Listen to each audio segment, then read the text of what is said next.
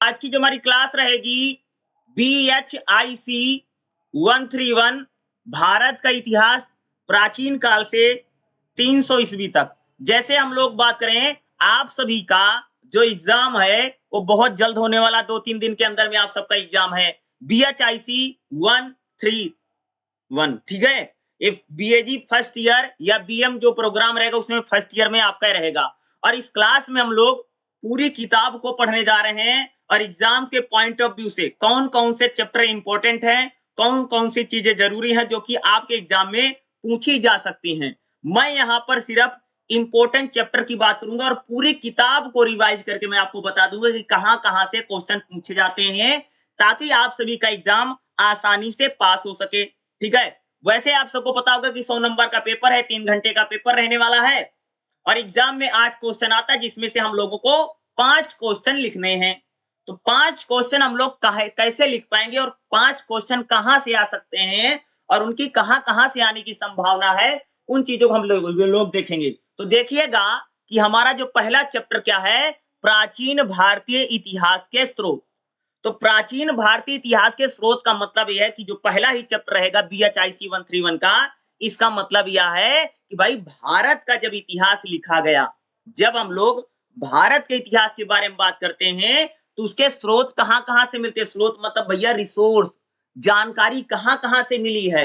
अरे एक बात बताओ, जैसे हम लोगों को हड़प्पा के बारे में पता चला, मुगल काल के बारे में पता चला, मौर्य काल के बारे में पता चला, तो चीजें हम लोगों को कहां से पता चली हैं, ये हमें जानकारी कहां से मिली है। और आप सबको पता होगा कि भाई इतिहास में वही जुड़ता है, हम लोग इतिहास उसी को मानते हैं जिसका कोई ना कोई सबूत हो, यानी साक्ष्य हो। बिना सबूतों के इतिहास नहीं लिखे जाते हैं और जिन कहानियों का कोई स्रोत नहीं होता है, कोई सबूत नहीं होता, यानी जिसका भैया कोई एविडेंस नहीं है, वो सिर्फ दादी और नानी की कहानियां बन करके ही रह जाएंगी। इसलिए इतिहास वही बनेगा, क्या मैंने बोला, इतिहास वही बनेगा जिसका कोई ना कोई एविडेंस है, सबूत है, ठीक है। तो इतिहास के अगर हम स्रोतों की बात करें, वही इतिहास के मूलतः 3 स्रोत माने जाते हैं। कितने स्रोत माने जाते हैं जी? 3 स्रोत माने जाते हैं। पहला क्या है? पहला माना जाता है साहित्यिक स्रोत। साहित्यिक स्रोत मतलब समझते हो तुम लोग? साहित्यिक स्रोत का मतलब होता है कि किताबों से हमको क्या जानकारी मिली है। किताब में अब जैसे मान लो भैया वेदों से क्या जानकारी पता चली भारत के बारे में या भारत के इतिहास के बारे में, ठीक है। जब वेदों से, पुराणों से, गीता से, उपनिषद से, इनसे इतिहास के बारे में हमको क्या पता चला। अब जैसे साहित्यिक अगर मैं स्रोतों की बात करूं तो साहित्यिक स्रोत बहुत हैं। साहित्यिक स्रोत में कह सकती हूँ कि जो किताबें लिखी गई हैं, जैसे रामायण है, महाभारत है, वेद है, पुराण है, और भी बहुत सारी किताबें राजाओं महाराजाओं ने लिखवा रखी। जैसे कौटिल्य, आप सबको पता मौर्य काल में जो आचार्य चाणक्य के नाम से हम लोग जिनको जानते हैं, उन्होंने भी एक किताब लिखी जिसका नाम अर्थशास्त्र है। तो भाई इतिहास में जो किताबें लिखी गई हैं, जो कहानियां लिखी गई हैं, अब जैसे हम लोग कालिदास की चर्चा करते हैं, भाई कालिदास की भी जो रचनाएं हैं, जो पुस्तकें हैं, वह भी इतिहास में एक बड़े स्रोत के रूप में काम कर रही हैं। अगर बात करूं तो कश्मीर को लेकर के, कश्मीर का इतिहास जो लिखा गया, अगर आप कल्हड़ की बात करेंगे तो साहित्यिक स्रोत, यानी इतिहास लेखन का साहित्यिक स्रोत क्या है? साहित्यिक मतलब था भैया लिटरेचर, यानी साहित्य से क्या पता चला कि जो किताबें लिखी, अब किताब किसी टाइप की किताब हो, वो चाहे धार्मिक हो और चाहे किसी ने अपने बारे में लिखा हो, किसी ने राजा के बारे में लिखा हो, किसी ने गुणगान उड़गान कर दिया हो, तो साहित्यिक स्रोत में सब कुछ आता है। अब साहित्यिक स्रोत की अगर मैं बात करूं तो साहित्यिक स्रोत में अगर आप देखेंगे तो साहित्यिक स्रोत में एक बड़ी चीज आती है। जैसे आप देखेंगे कि जैसे हिंदू धर्म के साहित्यिक स्रोत हैं, उसी में अगर आप देखेंगे कि राजाओं महाराजाओं के जो दरबारी कवि हैं, उन लोगों ने क्या लिखा साहित्यिक स्रोतों में। अरे दरबारी कवियों की अगर बात करूं, अगर दरबारियों को उठाओगे तो बहुत सारे लोग दरबारी रहे हैं। अब मुगल काल में देखोगे, और मुगल काल में अगर आप देखोगे तो खास तौर से अबुल फजल, ठीक है। दिल्ली संत काल में देखोगे बर्नी, जो एक दरबारी है, ठीक है। उसी प्रकार से हमने कालिदास की चर्चा की है कि वो भी दरबारी कवि थे, ठीक है। चंद्रगुप्त विक्रमादित्य के द्वितीय जो थे उनके दरबार में बैठते हैं। तो देखो एग्जाम में जो क्वेश्चन पूछेगा, कई बार क्वेश्चन ये पूछ लेता है कि प्राचीन भारतीय इतिहास के निर्माण में साहित्यिक स्रोतों की चर्चा कीजिए। तो भाई साहित्यिक स्रोत क्या है? देखो एक चीज बता दूं, साहित्यिक स्रोत एक प्रकार के एक ऐसे स्रोत हैं जहां से हमें प्राचीन भारत इतिहास के बारे में जानकारी मिलती है। और साहित्यिक स्रोतों की अगर हम बात करें, सबसे पहले तो भैया होता धार्मिक ग्रंथ। ऐसे कौन-कौन से ग्रंथ हैं जो धार्मिक हैं, जिनसे हमें इतिहास के बारे में पता चला। अब धार्मिक ग्रंथों में सबसे पहले आ जाता भैया वेद। वेदों से तमाम जानकारी। वेद कितने भैया? वेद 4 हैं। कितने वेद हैं जी? वेद 4 हैं। जैसे ऋग्वेद, यजुर्वेद, सामवेद, अथर्ववेद, ये 4 वेद हैं। ठीक है? चारों वेदों से भी हमें इतिहास के बारे में जानकारी मिली। उसके बाद है पुराण, उसके बाद में है उपनिषद, ठीक है?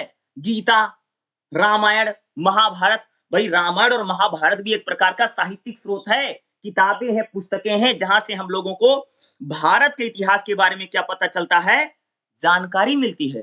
अब उसी प्रकार से जैसे हम लोग बात करें कौटिल्य, आचार्य चाणक्य जिनको बोलते हैं कौटिल्य। अब एक बताओ, मौर्य काल के बारे में सबसे बड़ी जानकारी हमको कौन देती है? कौटिल्य ने जो किताब लिखी अर्थशास्त्र, जिसको हम अर्थशास्त्र बोलते हैं, और उन्होंने बताया है कि भाई मौर्य काल कैसे था। चंद्रगुप्त विक्रमादित्य के बारे में अगर आप देखेंगे कि चंद्रगुप्त ने कैसे अपने साम्राज्य को खड़ा किया, ठीक है? कि घनानंद के शासन को उसने कैसे हटाया है। और उसी कौटिल्य की जो बुक है, उसको चाणक्य नीति के नाम से हम लोग जानते हैं, जिसमें तमाम राजनीतिक चीजों के बारे में लिखा। अर्थशास्त्र क्या है? यानी राज्य को चलाने की नीति क्या है? भाई कौटिल्य की जो किताब है अर्थशास्त्र है, उससे हमें मौर्य काल के बारे में जानकारी मिलती है ना। उसके बाद हम लोग बात करेंगे महाकाव्य। साहित्यिक स्रोतों में महाकाव्य क्या है? अरे महाकाव्य में महाकाव्य में 2 किताबें आती हैं। एक तो आता है रामायण, दूसरी आती है महाभारत। भाई रामायण से भी हमें इतिहास में कई सारी जानकारियां मिलती हैं, और जो महाभारत है, महाभारत से भी हमको जानकारियां मिलती हैं।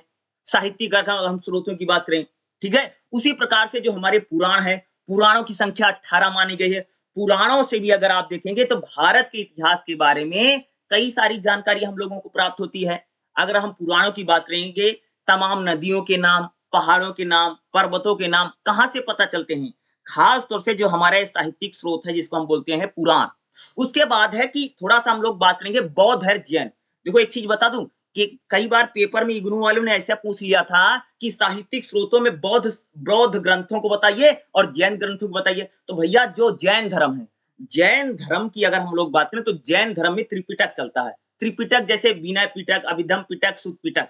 पिटक मतलब पिटारी। तो जो बौद्ध ग्रंथ हैं, बौद्ध ग्रंथ में जैसे महात्मा बुद्ध के बारे में और बौद्ध धर्म के बारे में दुनिया भर की बातें लिखी गई हैं।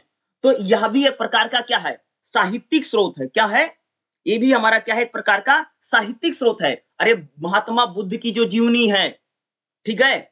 जो हम बौद्ध धर्म को पढ़ते हैं, बौद्ध धर्म में जो साहित्यिक ग्रंथ हैं, जैसे श्रुति पिटक है, विनय पिटक है, अभिधम पिटक है, इनसे भी कह सकते हो कि इतिहास के बारे में कई सारी जानकारियां प्राप्त होती हैं।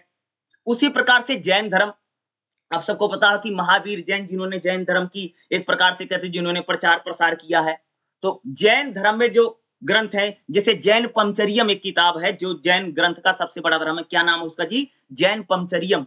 एक किताब बुक आती है जो जैन धर्म के बारे में बताती है। ये हम लोग सारा साहित्यिक स्रोतों को ही पढ़ रहे हैं। अरे खास तौर से मैं आपको हेडिंग के वाइज बता रहा हूँ, जो आपकी हेडिंग बना रखी है। उसी प्रकार से तमाम जीवनी जो लिखी गई हैं, जीवनी एक प्रकार से भाई किसी किसी दरबारी कवि ने अपने राजा के बारे में लिखा, तो उससे हमको इतिहास में पता चलता भैया एक राजा का जीवन काल कैसा था, या उसके बेटे कैसे थे, या उसका वंश कैसे चला, उसके बारे में जानकारी मिलती है। कई सारी कविताएं हैं, कई सारे नाटक हैं, जिनसे हमें इतिहास के बारे में पता चलता है।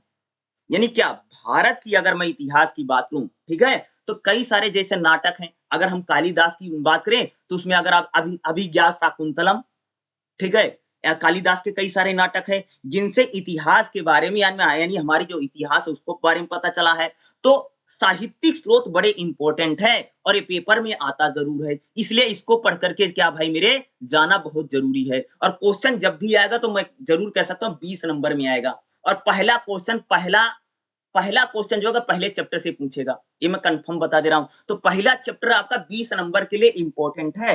अगर आपने पहला चैप्टर को रिवीजन कर लिया तो समझ लो भाई मेरे 20 नंबर पक्का ही हो जाता है कि पहले चैप्टर से पहला क्वेश्चन पूछेगा ही पूछेगा, हर हालत में पूछेगा ही।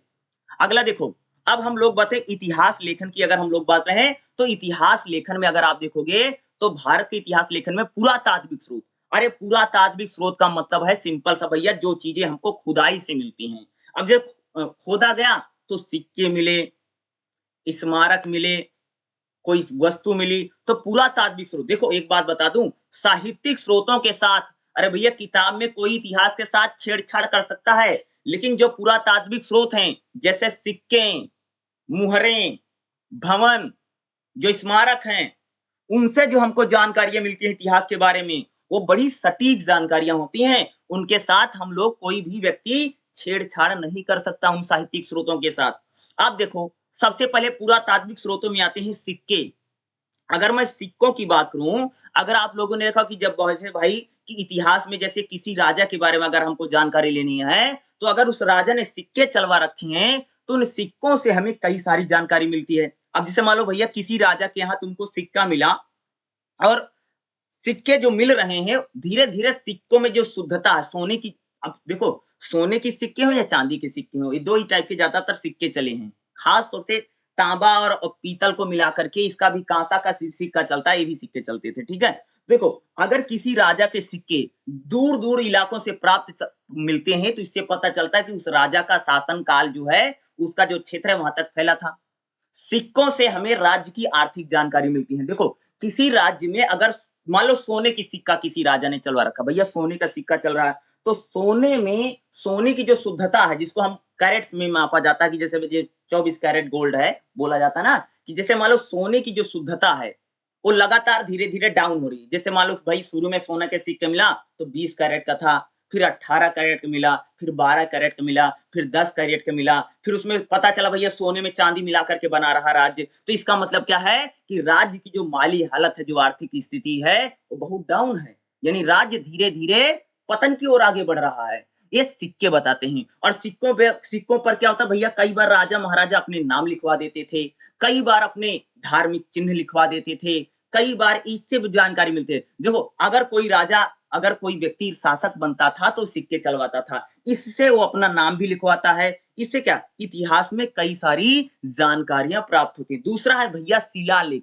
अरे शिलालेख एक प्रकार से भैया पत्थर है, पत्थर के ऊपर अपने बारे में जो लिखवाता राजा-वाजा लिखवाते थे, उसको हम बोलते हैं शिला। जैसे तुम लोग रास्ते में जाते हुए पत्थर नहीं लगे हैं कि 5 किलोमीटर है, 10 किलोमीटर, 20 किलोमीटर फलाना रह गया है। तो इस टाइप के शिलालेख होते थे। बड़े-बड़े पत्थर होते थे, उन पत्थरों पर राजा अपने बारे में लिखवाता, अपनी प्रशंसा करवाता था मैंने इतनी लड़ाइयाँ लड़ ली हैं, मैंने फलाने को हरा दिया है और मेरी वंशावली है, यानी मेरे दादा ये हैं, मेरे बाबा ये हैं, मेरे चाचा ये हैं, मेरे ताऊ ये हैं, मेरे बाप ये है, ठीक है, मेरा पुत्र ये है, हम लोगों ने इतनी लड़ाइयाँ लड़ी, हम लोगों ने इतनी विजय प्राप्त की है, यानी शिलालेखों से भी हमें इतिहास के चीजें में कई सारी जानकारी मिलती हैं। अब जैसे हम लोग बातें जैसे प्रयाग प्रशस्ति अभिलेख है, अशोक ने लिखवाया, ठीक है? कई सारे अभिलेख लिखवाए गए जिनसे हमें इतिहास के बारे में कई सारी क्या मिलती हैं, जानकारियाँ प्राप्त होती हैं।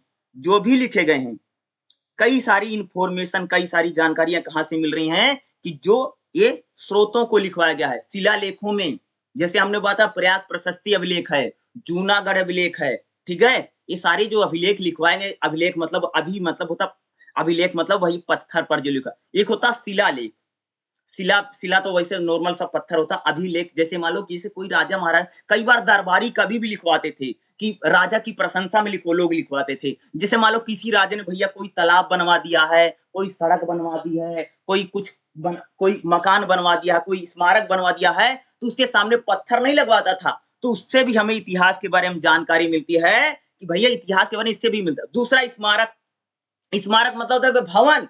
अब देखो मुगलों ने ताजमहल बनवा दिया, पूरा देश जानता है भैया मुगलों ने ताजमहल बनवा रखा है। अब ताजमहल किसने बनवा रखा? सारा देश जान रहा है हुमायूं ने बनवा रखा है, ठीक है? इससे पता चला इतिहास के बारे में पता चला ना, तो क्या है भाई जो स्मारक हैं, जो भवन है, उनसे पता चलता है। अब जैसे अब हम लोग बात करें जैसे दिल्ली है, भाई दिल्ली को किसने बसाया? दिल्ली को शाहजहां ने बसाया ना, तो इसीलिए तो दिल्ली पुरानी दिल्ली को आकर के उसने शाहजहानाबाद बसाया ना। अरे लाल किला हो, कुतुब मीनार हो, ये सारी चीजें किसने बनवाई? लाल किला किसने बनाया? शाहजहां ने बनवाया ना। तो कहने का मतलब क्या है कि यही है कि इतिहास में सबसे ज्यादा जानकारियां हमें उस वहां से प्राप्त हो रही हैं। कहां से प्राप्त हो रही हैं? खास तौर से कह सकते जो स्मारक हैं, जो भवन हैं, उसी प्रकार से जैसे भाई मेरे खुदाई होती है, खुदाई से भी जैसे अब एक बताओ हड़प्पा सभ्यता के बारे में हमको कहां से पता चला? अरे भैया हड़प्पा सभ्यता की जब खुदाई हुई तो खुदाई से हमको स्थल मिले, इस साइट्स मिली, स्थान मिले, उससे हमें पता चले भैया कि वैदिक काल से पहले भी एक हमारी सभ्यता जिसका नाम था हड़प्पा सभ्यता। तो साहित्यिक स्रोत भी एग्जाम में पूछा जा सकता है। साहित्यिक स्रोतों में सबसे पहले लिया भैया सिक्के, भवन, स्मारक, शिलालेख, ठीक है? शिलालेख लिख दिया, अभिलेख, स्मारक, ये सारी चीज़ें लिख देना तुम सब लोग। खुदाई से जो चीज़ें हमको प्राप्त होती हैं, खुदाई से जैसे मूर्ति मिली है, देखो जब लोग हम हड़प्पा सभ्यता की बात करते हैं, हड़प्पा सभ्यता में एक मिली नहीं है मूर्ति। जिस प्रकार से शंकर जी की मूर्ति लगती है, उसी प्रकार से उसमें नाचती हुई महिला की मूर्ति मिली है। ये भी तो जानकारी हमको मिलती है और कई बार खुदाई से हमको जो चीज़ें प्राप्त होती हैं, उससे पता अरे हड़प्पा सभ्यता तो पूरी खुदाई से पता चली है भाई। तो क्या है? ये पुरातात्विक स्रोत है। क्या है? ये सारा पुरातात्विक स्रोत है। इतिहास के बारे में यहाँ से क्या मिलती है? जानकारियाँ मिलती हैं, इन्फॉर्मेशन मिल रही है। तो खास तौर से पहला चैप्टर बड़ा इंपॉर्टेंट है। दूसरा इतिहास के बारे में भैया कहाँ से जानकारी मिलती है? विदेशी यात्रा वृत्तांत। यात्रा वृत्तांत मतलब समझते हो? जैसे भैया किसी ने भारत की यात्रा कर ली, तो उसने अपनी किताब में जो लिख रखा है उससे भी हमको जानकारी मिलती है। अब जैसे हम लोग बात करें अब जैसे हेनसांग फायान का नाम तुम सबने खूब सुना होगा। जो छोटी क्लासों में आता है, 10वीं 12वीं में खूब आता है। भाई चीन का एक यात्री आया था जिसका नाम हेनसांग था, फायान था, मगस्थनीज है, इनका भी तुम सबने इन सब का नाम सुना होगा। अरे भाई मेरे जो लोग विदेशी यात्री थे, जिन्होंने भारत की यात्राएँ की हैं, उनकी यात्राओं से भी क्या है, हम लोगों को कई प्रकार की जानकारियाँ प्राप्त होती हैं। आप समझ रहे हैं? ये भी सारी क्या है जानकारियाँ मिलती है ना? इसी प्रकार विदेशी यात्रा वृत्तांत। विदेशी यात्रियों को मैं कुछ नाम बता देता हूँ कि जिन लोगों ने भारत की यात्रा की है, उन्होंने अपनी किताब लिखी है। जैसे सबसे पहले अगर बात करूँ तो हिनसांग और फायान, दोनों चीनी यात्री हैं। दोनों चीन से आए थे और भारत की उन्होंने यात्राएँ की हैं और उनका भारत की यात्रा करने का भैया मेन मकसद है क्योंकि भारत में बौद्ध धर्म के बारे में जानकारी लेने थे। दोनों चीन के व्यक्ति हैं क्योंकि आप सबको पता है कि भाई बौद्ध धर्म की शुरुआत तो भारत से हुई, लेकिन पूरा चीन बौद्ध धर्म का है। चीन में भैया बौद्ध धर्म चलता। अरे मैं चीन बताऊँ, चीन में 85 से 90% जो जनता जो आवाम है, वो बौद्ध धर्म को मानती है। ठीक है? तो भारत से चीन में बौद्ध धर्म गया और इतना भयंकर फैला है कि और इसीलिए वहां से बहुत सारे लोग आए हैं जिन्होंने बौद्ध धर्म के बारे में जानकारी, जिसमें हिनसांग और फायान है। दूसरा मगस्थनीज। मगस्थनीज बड़ा इंपॉर्टेंट व्यक्ति है जिसने इंडिका नाम की किताब लिखी है। क्या लिखी? कौन सी बुक लिखी? उसने इंडिका लिखा है और उसकी इंडिका से कई प्रकार की जानकारियां भारत के बारे में प्राप्त होती हैं। उसी प्रकार के अलबुरुनी, अगर मैं बात करूं एक विदेशी यात्री जिसका नाम अलबुरुनी है, जो भारत में आक्रमणकारी आते हैं, गोरी और गजनी आते हैं, इनके साथ ही आया है। ठीक है? इसने भारत के बारे में एक रेहला नाम की एक पुस्तक लिखी है जिससे कई सारी जानकारी प्राप्त होती है। उसी प्रकार से अगर आप देखेंगे तो जैसे हम इब्न बतूता की बात करें, इब्न बतूता जो मोरक्को से आया है, जिसने भारत के बारे में खास तौर से दिल्ली सल्तनत काल के समय आया था, जिसने भारत के बारे में कई सारे एविडेंस और तथ्यों को लिखा है। और ये अपनी किताब में लिखता है कि एक बार एक महिला सती हो रही थी। सती मतलब तुम समझते हो जैसे किसी का भैया हस्बैंड मर गया हो या उसकी डेथ हो गई हो तो पत्नी को भी उसके साथ जला दिया जाता है, इसको बोलते सती प्रथा। तो सती प्रथा एक महिला हो रही थी, इसको देख करके बेचारा बेहोश हो गया था। तो यानी ये किताब में अपनी पुस्तक में लिखता है कि भारत में एक ऐसी परंपरा चल रही है जहां पर महिलाओं को जिंदा उनकी पतियों के साथ मरने के बाद उनको जला दिया जा रहा है। ये अपनी किताब में लिखता है। तो कहने का मतलब क्या है कि जो विदेशी यात्री हैं, जिन्होंने भारत की यात्राएं की हैं, उनसे भी हमको कई प्रकार की जानकारियां प्राप्त हो रही है ना। आप समझ रहे हैं ना? तो क्या है, उसी प्रकार से अगर बात करूं, जैसे जब मुगल काल है, मुगल काल में दुनिया भर के लोग आते हैं, ज्यादातर अंग्रेज आए हैं, जैसे निकोलस मनोची, टर्बिनियर, सर टॉमस रे, इस प्रकार के इतने सारे विदेशी आए हैं जिन्होंने मुगल काल के बारे में बहुत सारा लिखा है। अब जैसे मालूम मुगल काल के बारे में अगर आप देखोगे, मुगल काल के बारे में निकोलस मनोची, सर टॉमस रे, टर्बिनियर, इन लोगों ने लिखा है। खास तौर से अगर आप देखें उत्तराधिकार का युद्ध, अगर मुगल काल में उत्तराधिकार का युद्ध क्या है? उत्तराधिकार का युद्ध एक प्रकार से कह सकते हो कि औरंगजेब और दारा सिकों के बीच में जो लड़ा गया उसको बोला जाता है उत्तराधिकार का युद्ध। उस उत्तराधिकार के युद्ध के बारे में जानकारी कौन देता है? ये सारे अंग्रेजी जो यात्री हैं उन्होंने बहुत सारा लिखा, जो इन्होंने भारत की यात्राएं की हैं। इन्होंने यहां तक लिखा है कि किस प्रकार से दारा सिकों को दिल्ली में घुमाया जाता है, तमाम इतिहास के बारे में, क्योंकि यहाँ से बहुत डीपली अगर बात करूंगा तो उतना ज्यादा ठीक नहीं है क्योंकि आपको इतनी ज्यादा जानकारी उसमें लिखनी नहीं है, मैं वैसे ही बता दे रहा हूँ। ठीक है? तो एक प्रकार से अगर आप कह सकते हैं दिल्ली सल्तनत के बारे में, मुगल काल के बारे में अब जैसे हम लोगों ने बात किया कि जैसे मैंने मगस्थनीज की मैंने चर्चा की। मगस्थनीज की अगर बात करोगे तो हम यहाँ पर देखोगे तो खास तौर से जैसे विजयनगर साम्राज्य के बारे में कौन जानकारी देता है? मगस्थनीज देता है। और भी कई सारे यात्री हैं जिन्होंने विदेशी विदेशी जैसे भारत में कौन-कौन से हैं? जैसे यूनान से आए हैं, मोरक्को से आए हैं, चीन से आए हैं, अरब से आए हैं। बहुत सारे यात्री आए हैं जिन लोगों ने भारत की यात्राएँ की हैं और भारत के बारे में उन्होंने बहुत कुछ लिखा है। उन किताबों से भी यानी उन विदेशी यात्रियों को जो वृत्तांत है, वृत्तांत मतलब उनकी जो घटनाएँ हैं, उन्होंने जो अपनी किताबों में लिखा है, उससे भी इतिहास लेखन में कई प्रकार की जानकारियाँ हम लोगों को प्राप्त होती हैं। तो पहला चैप्टर काफ़ी इम्पोर्टेंट है और पहले चैप्टर से मैं पक्का कह सकता हूँ कि आपको एक क्वेश्चन देखने को मिल सकता है और आने की संभावना 100% रहती ही रहती है। अब चलिएगा हम लोग अगला चैप्टर देख लेते हैं जो हमारा दूसरा और चैप्टर रहने वाला है। जो हमारा चैप्टर रहेगा, चैप्टर नंबर 4 है। चैप्टर नंबर 4 भी काफ़ी इम्पोर्टेंट है क्योंकि इस चैप्टर से भी आपको एग्ज़ाम में क्वेश्चन ज़रूर देखने को मिल सकता है। तो यहाँ पर देखिएगा शिकारी संग्रहकर्ता, पुरातात्विक परिप्रेक्ष्य, कृषि पशुपालन का आरंभ। तो सबसे पहले देखिएगा पुरापाषाण युग। तो जैसे पुरापाषाण युग क्या था? तो जैसे पुरापाषाण युग के औजार कौन-कौन से हैं? पुरापाषाण की बस्तियाँ कौन कैसी हैं? और पुरापाषाण में जो लोग थे अपना जीवन यापन कैसे करते थे? किस प्रकार से उनका जीवन यापन होता था? दूसरा है मध्य पाषाण युग, ठीक है? पाषाण मतलब तो ये पत्थर यानी स्टोन एज जिसको हम बोलते हैं। पुरापाषाण ये सबसे पुराना पाषाण काल, ठीक है? वहाँ पर लोगों के कौन-कौन से औजार थे? मध्य पाषाण का मतलब जब बीच का है स्टोन एज आता, पत्थर पाषाण युग का मतलब होता है जहां पर सभी औजार जो होते थे पत्थर के ही होते थे, वही से बोलते पाषाण, यानी वहां पर हर एक चीज पत्थर की है, पत्थर के ही औजार है, पत्थर की छेनी है, हथौड़ा है, दराती है, कतरनी है, ब्लेड है, हर चीज क्या है वो पत्थर की ही बनी हुई है। तो मध्य पाषाण युग के जैसे औजार क्या हैं, उसकी बस्तियां क्या, उसके तरीके क्या हैं, और है नवपाषाण युग। ये तीन इंपॉर्टेंट है, पूरा पाषाण, मध्य पाषाण, नवपाषाण। अगर पेपर में आएगा तो इन तीनों को आपको पढ़ के जाना जरूरी है। इसमें से कह सकता हूं कि एक आपके एग्जाम में आ सकता है। तो सबसे पहले देखिएगा हमारा जो इसमें रहने वाला, सबसे पहले देखिए भाई पूरा पाषाण युग। देखो पूरा पाषाण का मतलब था सबसे पुराना पत्थर का समय, पाषाण मतलब था भैया पत्थर, ठीक है? देखो पहले जब दुनिया थी तो भई देखो जब पृथ्वी की शुरुआत हुई तो हर जगह पर बर्फ-बर्फ जमी थी, ठीक है? तो बर्फ धीरे-धीरे पिघलती चली गई और जो धरती है धीरे-धीरे बर्फ से खाली हुई। उसके बाद पूरा पाषाण युग के पत्थरों के औजार का वर्गीकरण, यानी पूरा पाषाण में कौन-कौन से औजार थे? तो सबसे पहले देखिएगा कुछ विद्वान धारदार ब्लेड लक्षणों वाले को उच्च पूरा पाषाण कहते हैं। भैया जिस समय धारदार ब्लेड होता था उसको हम लोग उच्च पूरा पाषाण काल कहते हैं।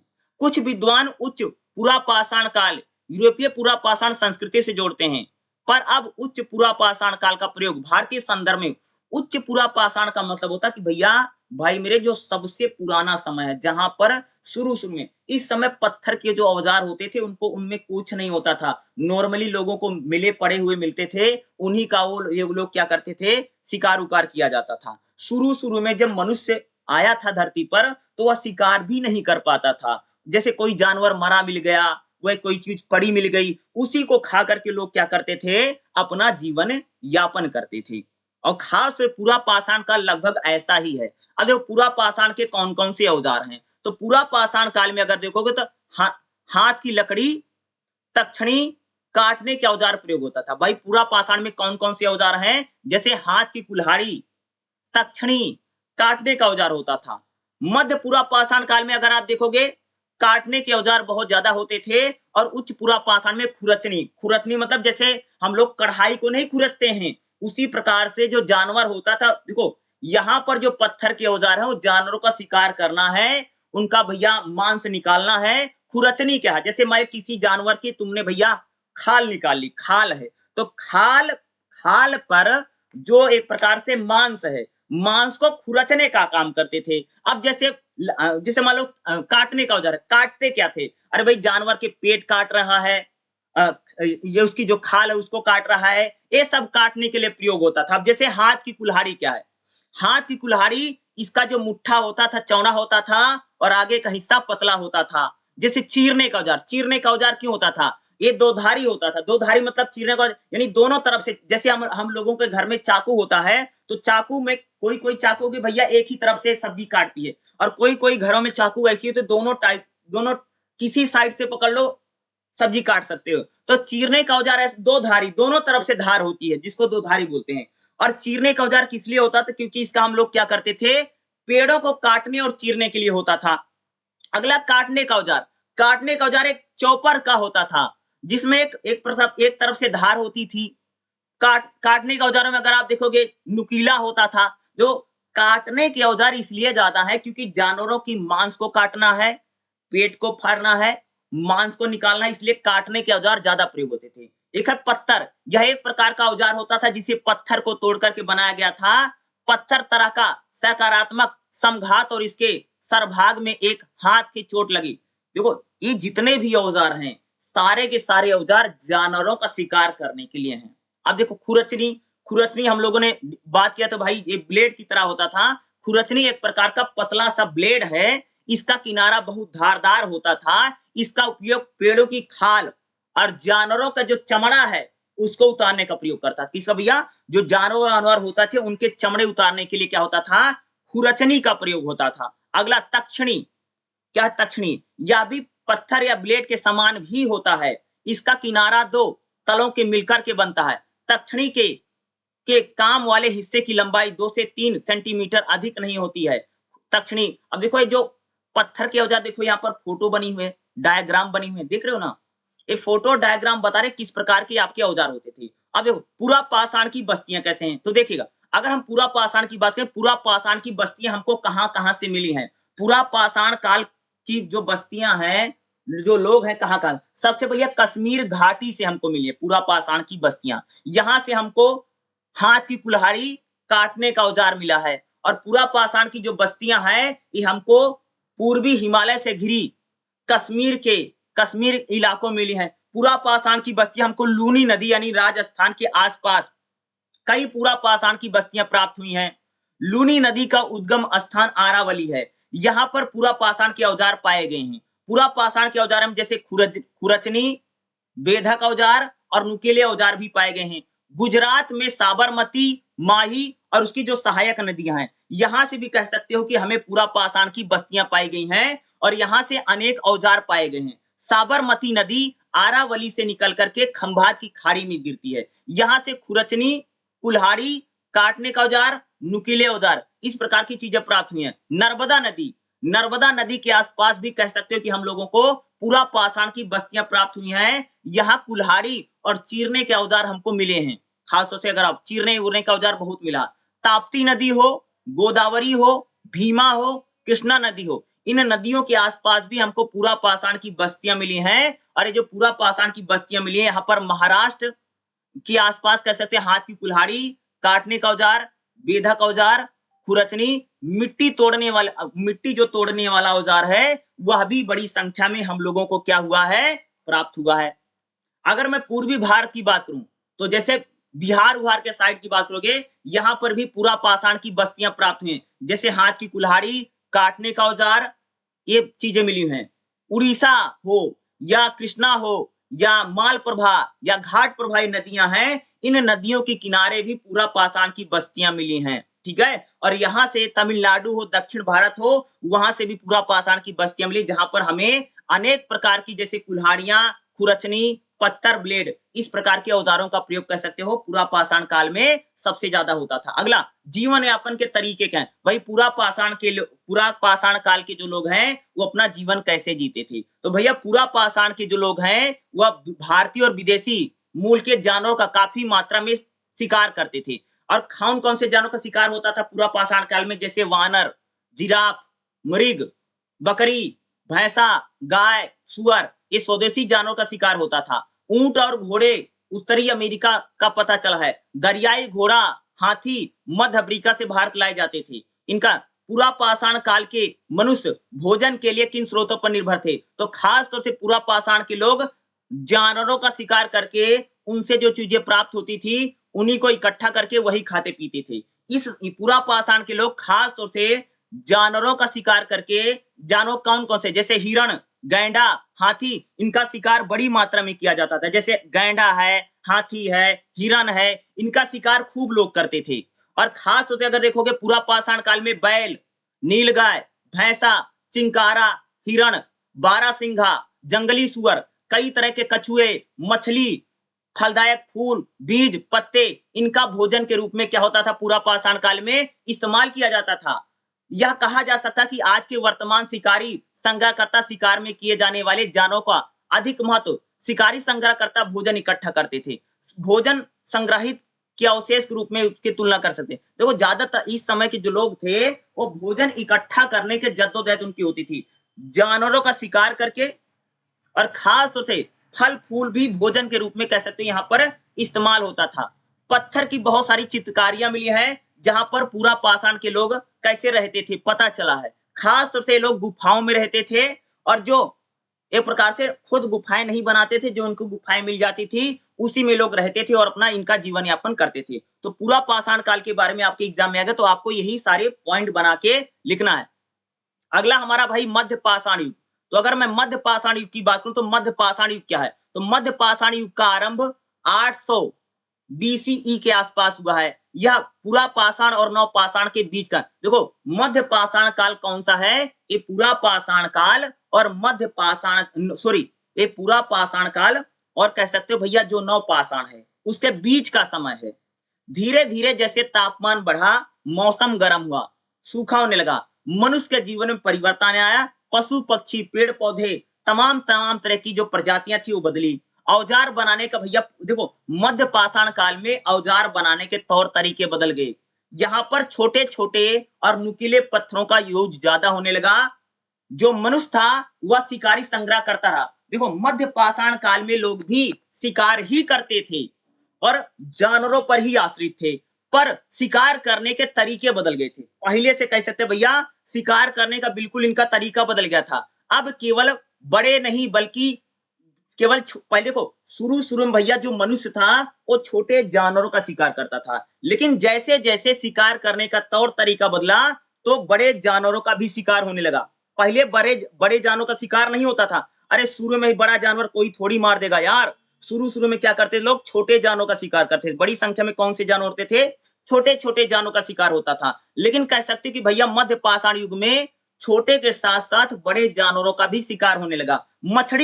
मछली पकड़ने लगे, पक्षियों का भी शिकार होने लगा। मध्य पाषाण काल में कह सकते हैं मछली भी पकड़ी जाने लगी, पक्षियों का भी शिकार होने लगा। यहाँ पर काफी परिवर्तन हुआ और औजार जो थे वो धीरे धीरे नुकीले और धारदार होते चले गए। मध्य पाषाण काल में कौन कौन सा औजार है, तो भाई मेरे मध्य पाषाण काल में सबसे बड़ा औजार है ब्लेड। ब्लेड क्या होती, ब्लेड से भी किसी भी चीज को काटने का काम होता था। कौन सा औजार है जी, ब्लेड है। ब्लेड एक प्रकार की यूज होते थे। दूसरा कोर, कोर क्या होता, कोर एक प्रकार की कह सकते बेलनाकार होता था जिसकी पूरी लंबाई फ्लूटिंग के निशान होते थे। यह साफ्ट प्लेट होती थी। नुकीले औजार, नुकीले औजारों का प्रयोग ज्यादा होता था। ये तिकोना ब्लेड जैसा होता था। इसके दोनों सिर ढलवे और धारदार होते थे। इसके सिर सरल रेखा में होते थे। तिकोना क्या, तिकोना एक ट्रेंगल जिसको हम बोलते हैं ट्रेंगल होता है। ट्रेंगल क्या करता था, इसका एक सिरा और एक आधार होता था।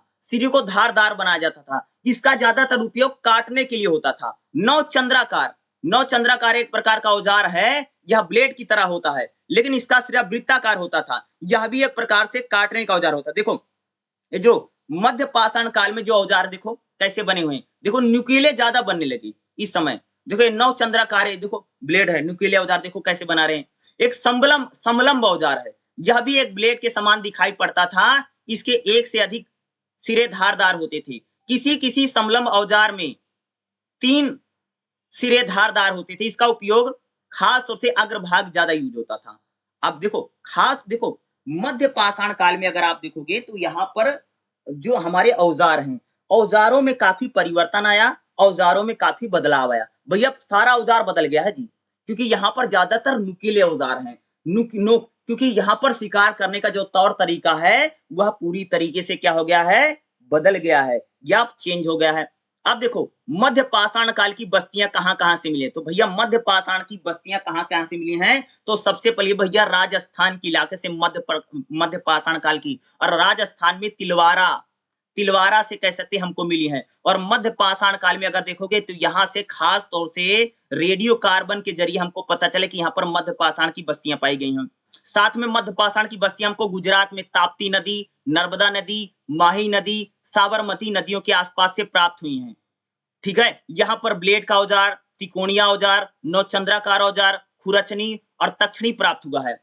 विंध्याचल और सतपुरा के इलाकों से कह सकते हैं हमें मध्य पाषाण की अनेक बस्तियां पता चली हैं। एक खास तौर से उत्तर प्रदेश के प्रतापगढ़ जिले से हमको मध्य पाषाण काल की बस्तियां मिली हैं। खास उत्तर प्रदेश हो या भीमबेटका मध्य प्रदेश है, यहाँ से हमको मध्य पाषाण की काफी बस्तियां प्राप्त हुई हैं। कोंकण यानी जो गोवा का इलाका है, गोवा और कह सकते हो महाराष्ट्र के इलाके से भी हमको कह सकते हो भैया मध्य पाषाण काल की बस्तियां मिली हैं। धुलिया और महाराष्ट्र के जो पूना जिला है वहां से कैसे हमें सूक्ष्म औजार के ब्लेड प्राप्त हुए जो मध्य पाषाण। छोटा नागपुर, उड़ीसा और जो तटीय मैदान है जिससे बंगाल का डेल्टा, ब्रह्मपुत्रा नदी, यहाँ से भी सूक्ष्म औजार मिले जो मध्य पाषाण काल की संस्कृति को बताते हैं। कृष्णा नदी, भीमा नदी के अनेक जगहों से सूक्ष्म औजार पाए गए हैं। ये सूक्ष्म औजार नवपाषाण संस्कृति के चरण में पाए गए हैं। कर्नाटक के पठार में भी अनेक औजार मिले, जैसे यहाँ पर कोर, नुकीले औजार और अर्धचंद्राकार जो पत्थर है, इस प्रकार के औजार बड़ी संख्या में हम लोगों को कह सकते हो प्राप्त हुए हैं। अब जीवन यापन का मध्य पाषाण के लोगों का जीवन क्या था? तो भाई मध्य पाषाण काल में भी जो मनुष्य था वह शिकारी ही था और शिकार करके ही अपना जीवन यापन करता था। लेकिन मध्य पाषाण काल में कौन कौन से जानवरों का शिकार होता था? जैसे भैया भेड़, बकरी, भैंसा, सुअर, कुत्ता, हाथी, दरियाई घोड़ा, ठीक है, गीदड़, भेड़िया, चीता, बारहसिंघा, खरगोश, काले हिरन, मृग, नेवला, कछुआ, छिपकली, मवेशी, इन सब के अवशेष पाए गए, यानी इन सब का शिकार किया जाता था। साथ ही साथ यहाँ पर जो जंगली जानवर हैं, जिसमें जंगली भेड़, जंगली बकरी, गधा, हाथी, लोमड़ी, दरियाई घोड़ा, खरगोश, छिपकली, चूहा, मुर्गी, कछुआ, इनकी बड़ी संख्या में। खास तौर से ऊंट और भैंसे और भेड़िया और गैंडे का भी, नीलगाय का भी कह सकते शिकार यहाँ पर किया जाता था। मध्य पाषाण के लोग शाकाहारी और मांसाहारी दोनों प्रकार का। मध्य पाषाण काल में क्या भैया कि यहाँ के जो लोग हैं शाकाहारी भी थे और मांसाहारी भी जीवन जीते थे। मध्य पाषाण के युग में अनेक बस्तियां हम लोगों को, जैसे अनेक बस्तियों से मछली, कछुए, खरगोश, नेवले, मृग, नीलगाय, इनके अवशेष प्राप्त हुए हैं। साथ ही साथ यहाँ के लोग भैया जंगली जो फल होता था, जो फूल होता था, जो शहद होती थी, इनका भी सेवन यहाँ पर किया जाता था। यानी मध्य पाषाण के लोग हैं जो खास तौर से मांसाहारी के साथ साथ शाकाहारी भी थे, यानी ये लोग अपना शाकाहारी भी जीवन व्यतीत करते थे। इनका जो रहन सहन था, ठीक है।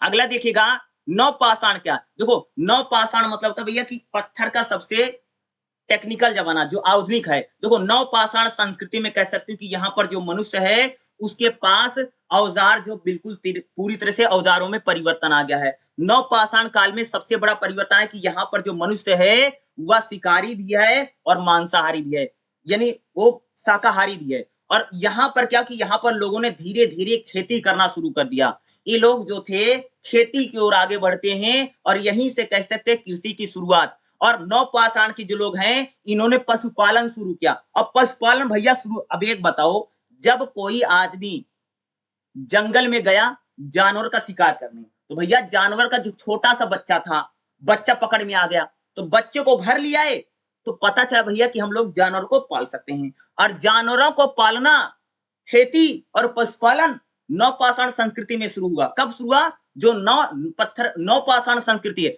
वहीं पर कह सकते जानवरों को पालना। और जानवरों को इनको कैसे पता भैया जानवर पल सकता है कि जब ये किसी बड़े जानवर का शिकार करने गए, उसका जो छोटा सा बच्चा था, छोटा सा बच्चा पकड़ में आ गया, उस बच्चे को अपने घर ले आए। घर ले आने के बाद पता चला कि भैया इसको पाला भी जा सकता है।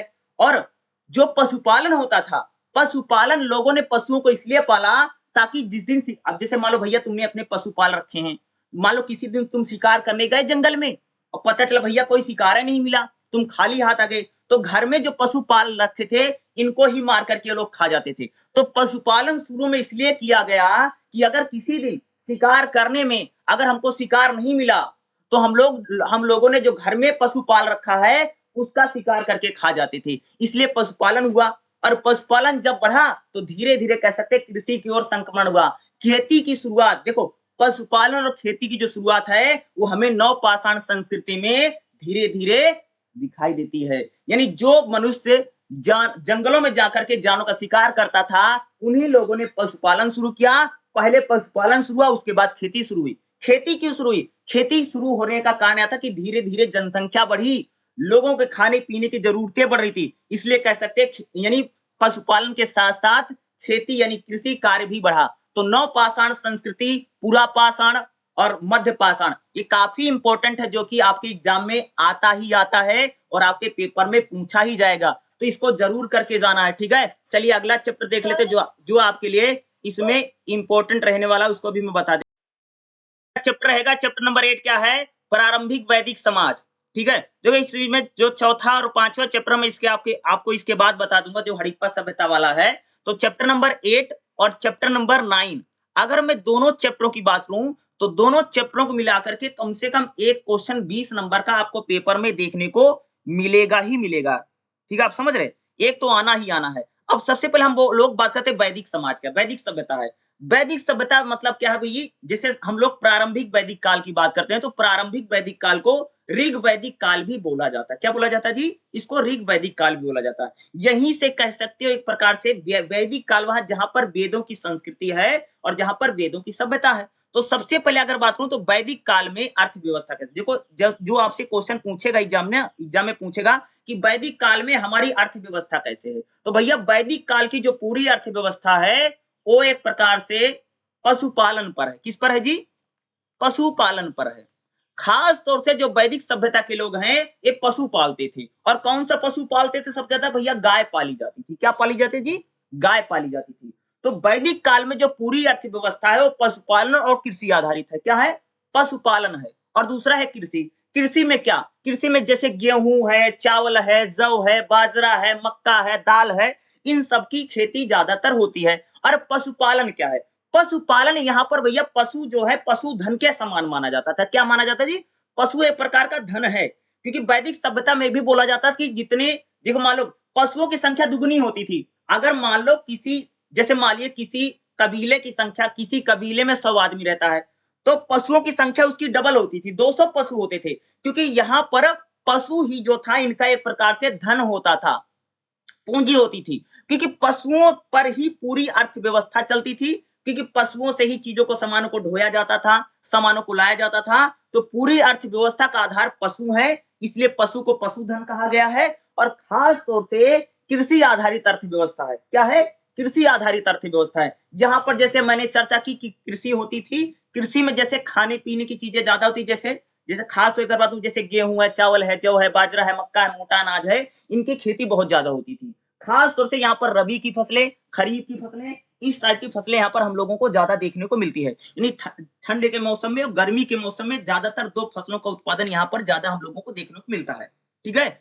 और अर्थव्यवस्था, व्यापार भी होता था, व्यापार भी होता था, उतनी बड़ी मात्रा में व्यापार हम लोगों को देखने को नहीं मिलता है, लेकिन छोटे छोटे जो व्यापार हैं वो व्यापार हम लोगों को देखने को मिलता है, खास तौर से प्रारंभिक वैदिक काल में, जिसको हम लोग ऋग वैदिक काल बोलते हैं। ठीक है? तो ये अर्थव्यवस्था वाला जो क्वेश्चन है, ये क्वेश्चन आता है और आएगा भैया 20 में आएगा, अगर आएगा तो 20 में आएगा। ठीक है? इससे कम में नहीं आता। तो दो क्वेश्चन बनता है। देखो अगर आप देखोगे जैसे हमारा क्वेश्चन नंबर 9 है, क्वेश्चन नंबर 9 में भी देखोगे तो जैसे क्वेश्चन नंबर जो 9 वाला चैप्टर है, इस 9 चैप्टर से अगर जब पूछेगा तो पूछेगा कि उत्तर वैदिक काल में अर्थव्यवस्था कैसे। देखो उत्तर वैदिक काल में जो अर्थव्यवस्था की, यहाँ पर पशु जो धन है उसका धीरे धीरे घटता चला जाएगा।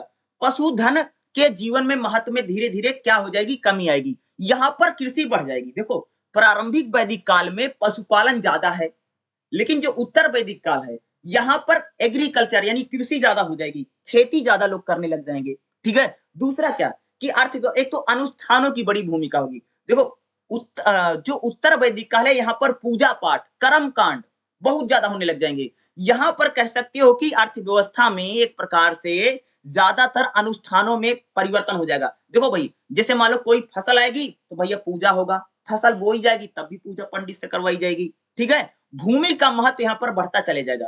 देखो जो हम लोगों ने अर्थव्यवस्था में, जो मैंने आपको बताया प्रारंभिक वैदिक काल में लोग पशुओं पर मरते हैं, पशु को ही धन समझेंगे, क्योंकि वहां पर पशुपालन मुख्य है। पशुओं से जैसे दूध मिलेगा, ठीक है, दूध है, दही है, घी है, मक्खन है, इनका महत्व बहुत ज्यादा है। लेकिन उत्तर वैदिक काल में अगर हम लोग अर्थव्यवस्था की बात करें, तो उत्तर वैदिक काल में जो हमारी अर्थव्यवस्था है, यहाँ पर खेती बढ़ेगी, तो खेती अगर ज्यादा होने लगी, तो भैया भूमि का महत्व, क्या?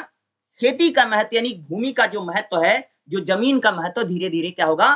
बढ़ता चला जाएगा। यहाँ पर जो युद्ध होंगे, जो लड़ाई होगी, भैया वो जमीन को लेकर के होगी, भूमि को लेकर के होगी, और राजा की सबसे बड़ी जिम्मेदारी है कि वह किसानों की भूमि की क्या करे? रक्षा करे। लेकिन इसी में उल्टा अगर देखोगे, जब हम लोग उत्तर वैदिक काल की बात करते, सॉरी प्रारंभिक वैदिक काल की बढ़ते हैं, तो जहां पर पशुपालन है, वहां पर राजा से उम्मीद की जाती कि राजा जो है पशुओं की रक्षा करेगा, पशुओं की सहायता करेगा। क्या है? क्योंकि वहां पर पशु जो है वो सबसे बड़ा उनका धन है, इसलिए वहां पर राजा को पशुपालक भी बोला गया, यानी जो पशुओं का पालन करेगा, लोगों की पशुओं की सुरक्षा करेगा। देखो प्रारंभिक वैदिक काल में अगर देखोगे तो वहां पर पशु की बहुत चोरी होती है, क्योंकि पशु ही सबसे ज्यादा इंपॉर्टेंट है, सबसे ज्यादा जरूरी है, क्योंकि वहां पर पशुपालन ही ज्यादा है प्रारंभिक वैदिक काल में। लेकिन जब हम लोग उत्तर वैदिक काल को पढ़ेंगे तो यहाँ पर खेती ज्यादा हो जाएगी, एग्रीकल्चर यानी खेती इतनी ज्यादा होती है तो भूमि का महत्व बढ़ जाएगा, और यहाँ पर जो लड़ाइयां होंगी, जो झगड़े होंगे, वो ज्यादातर किसको लेकर के होंगे? यानी खेतों को लेकर होंगे, भूमि को लेकर के होंगे। अब हम लोग बात करते हैं, देखिएगा जैसे 8वें चैप्टर में अगला एक क्वेश्चन बनेगा 8.5 में, देखिए समाज क्या है। देखो एक चीज बता दूं, चाहे ऋग वैदिक काल का समाज आए भैया, चाहे उत्तर वैदिक काल का समाज आए, दोनों में आपको सेम ही लिख करके आना है। क्या बोला मैंने? चाहे आप ऋग वैदिक काल का समाज लिखो, चाहे उत्तर वैदिक काल का समाज लिखो, सेम लिख के आना, सिर्फ एक चीज बदलेगी, मैं बता दूंगा। अब देखो मेरी बात सुनो, जब भी बोलेगा कि उत्तर वैदिक काल में सामाजिक व्यवस्था कैसे है या ऋग वैदिक काल में सामाजिक व्यवस्था कैसे है, तो दोनों में सबसे पहले लिखना भैया कि समाज में वर्ण व्यवस्था, क्या जी? वर्ण व्यवस्था है। वर्ण व्यवस्था मतलब क्या होता है? एक प्रकार से जैसे हिंदू धर्म में 4 वर्ण है, जैसे ब्राह्मण है, क्षत्रिय है, वैश्य है, शूद्र है, ये वर्ण व्यवस्था है। तो वर्ण व्यवस्था में क्या, जैसे पहले पॉइंट नंबर 1 ब्राह्मण, ब्राह्मण क्या करते हैं जी? ब्राह्मण पूजा पाठ करवाते हैं, क्या करवाते हैं जी? पूजा पाठ करवाते हैं, ठीक है, दान दक्षिणा लेते हैं, ठीक है, पठन पाठन का कार्य करते हैं, यानी शिक्षा के क्षेत्र में कह सकते हो कि ब्राह्मण लगे हुए, पढ़ने पढ़ाने का जो काम है वह ब्राह्मणों को रहा। क्या रहा जी? पढ़ने और पढ़ाने का काम कौन करते थे? ब्राह्मण ही करते थे। तो पढ़ाई का सारा काम करते ब्राह्मण करते। दूसरा है क्षत्रिय, क्षत्रिय क्या करते थे? यहाँ पर राजपूत शब्द का कोई यूज नहीं करेगा, क्योंकि यहाँ पर क्षत्रिय हैं, ठीक है, और क्योंकि राजपूत क्षत्रिय नहीं होते इसलिए क्षत्रियों का जिक्र नहीं करना, ठीक है, राजपूत नहीं लिखना, ठीक है। तो जो क्षत्रिय हैं, क्षत्रिय क्या करते हैं? शासक है, साथ में लोगों की सुरक्षा करता है। जो क्षत्रिय होते हैं सेना में जाते थे, लोगों की सुरक्षा करना, राज्य की सुरक्षा करना, लोगों की भूमि की सुरक्षा करना, राज्य की भूमि की सुरक्षा करना, ये किसकी जिम्मेदारी है? क्षत्रिय समाज की जिम्मेदारी थी। क्षत्रिय समाज के बाद जो तीसरा वर्ण व्यवस्था में आता है वो है भैया वैश्य। वैश्य क्या है? यानी जो लोग व्यापार करते हैं, यानी बनिया समाज। वैश्य क्या करते थे? व्यापार करते थे। व्यापार जैसे मैया भालो गेहूं का व्यापार, यानी खाने पीने की चीजों का व्यापार होता था।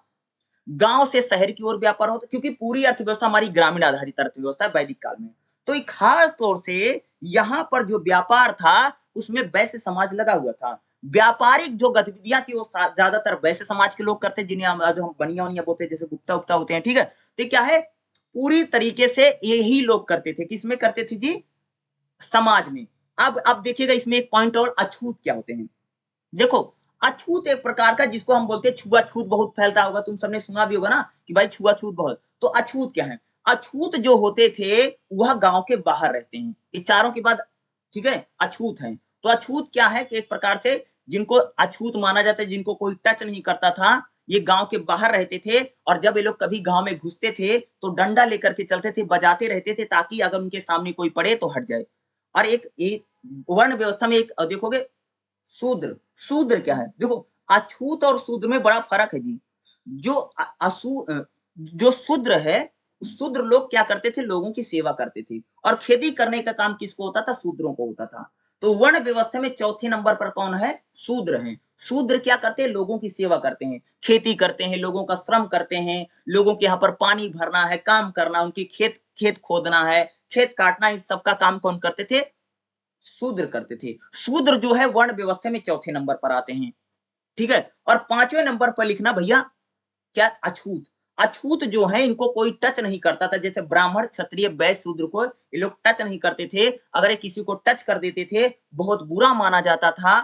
ठीक है, इसको माना अछूत। उसके बाद लिखना कि वैश्याओं की स्थिति।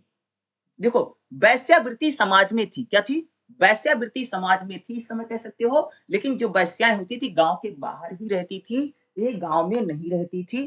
ठीक है, ये बात है। अब एक पॉइंट लिखना, हेडिंग बनाना, महिलाओं की स्थिति। तो भैया दो चीजें फर्क आएगा। देखो, प्रारंभिक वैदिक काल में जो महिलाओं की स्थिति है थोड़ी बेहतर है। देखो, मैं बता रहा हूं, प्रारंभिक वैदिक काल में देखना, प्रारंभिक वैदिक काल में जो महिलाओं की स्थिति थोड़ी अच्छी है। महिलाएं देर से शादी कर सकती हैं, महिलाएं पढ़ लिख सकती थी, महिलाओं को पूजा पूजा में बैठने का अधिकार था, महिलाएं पढ़ती लिखती थी, विद्वान भी बन सकती थी, और महिलाओं को पिता की संपत्ति में अधिकार मिलता था। एक कब था? प्रारंभिक वैदिक काल में। क्या था जी?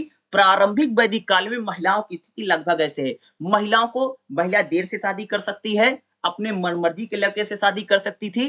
प्रारंभिक वैदिक काल में, ऋग वैदिक काल जिसको हम बोलते हैं, यहाँ पर महिलाओं को ज्यादा स्वतंत्रता है। महिलाएं पूजा पाठ में बैठ सकती थी, महिलाएं बड़े बड़े यज्ञ कर सकती थी, करवा सकती थी, हवन करवा सकती थी।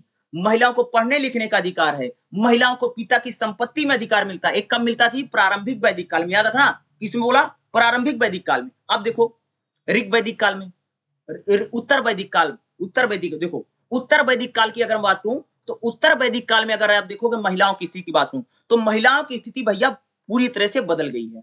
या देखो, जो उत्तर वैदिक काल है, यहाँ पर महिलाओं को पढ़ने लिखने का अधिकार नहीं था, वो ज्यादा पढ़ती लिखती नहीं थी। दूसरा, उनको पूजा पाठ में बैठने का अधिकार भी नहीं मिला। क्योंकि देखो, प्रारंभिक वैदिक काल में महिलाओं की स्थितियां थोड़ी अच्छी हैं, बेहतर हैं। लेकिन जब उत्तर वैदिक काल आया तो महिलाओं की स्थिति पूरी बदल गई, और लगभग हमेशा लगभग ऐसी बनी रही। देखो, महिला को पढ़ने लिखने का अधिकार नहीं है, महिलाओं की जो शादी होती थी अपने मन मर्जी से नहीं करती हैं। कहाँ नहीं कर सकती थी भाई मेरे? उत्तर वैदिक काल में मन मर्जी से अपनी शादी नहीं कर सकती थी। उनकी शादी कौन करवाता था? उनके पिता या उनके भाई करवाते थे उत्तर वैदिक काल में। उत्तर वैदिक काल में महिलाएं पूजा पाठ में नहीं बैठ सकती थी, बड़े बड़े कर्मकांड नहीं कर सकती थी, पढ़ने लिखने का अधिकार नहीं था। दूसरा, उत्तर वैदिक काल में महिलाओं की पिता के संपत्ति में कोई अधिकार नहीं। क्या?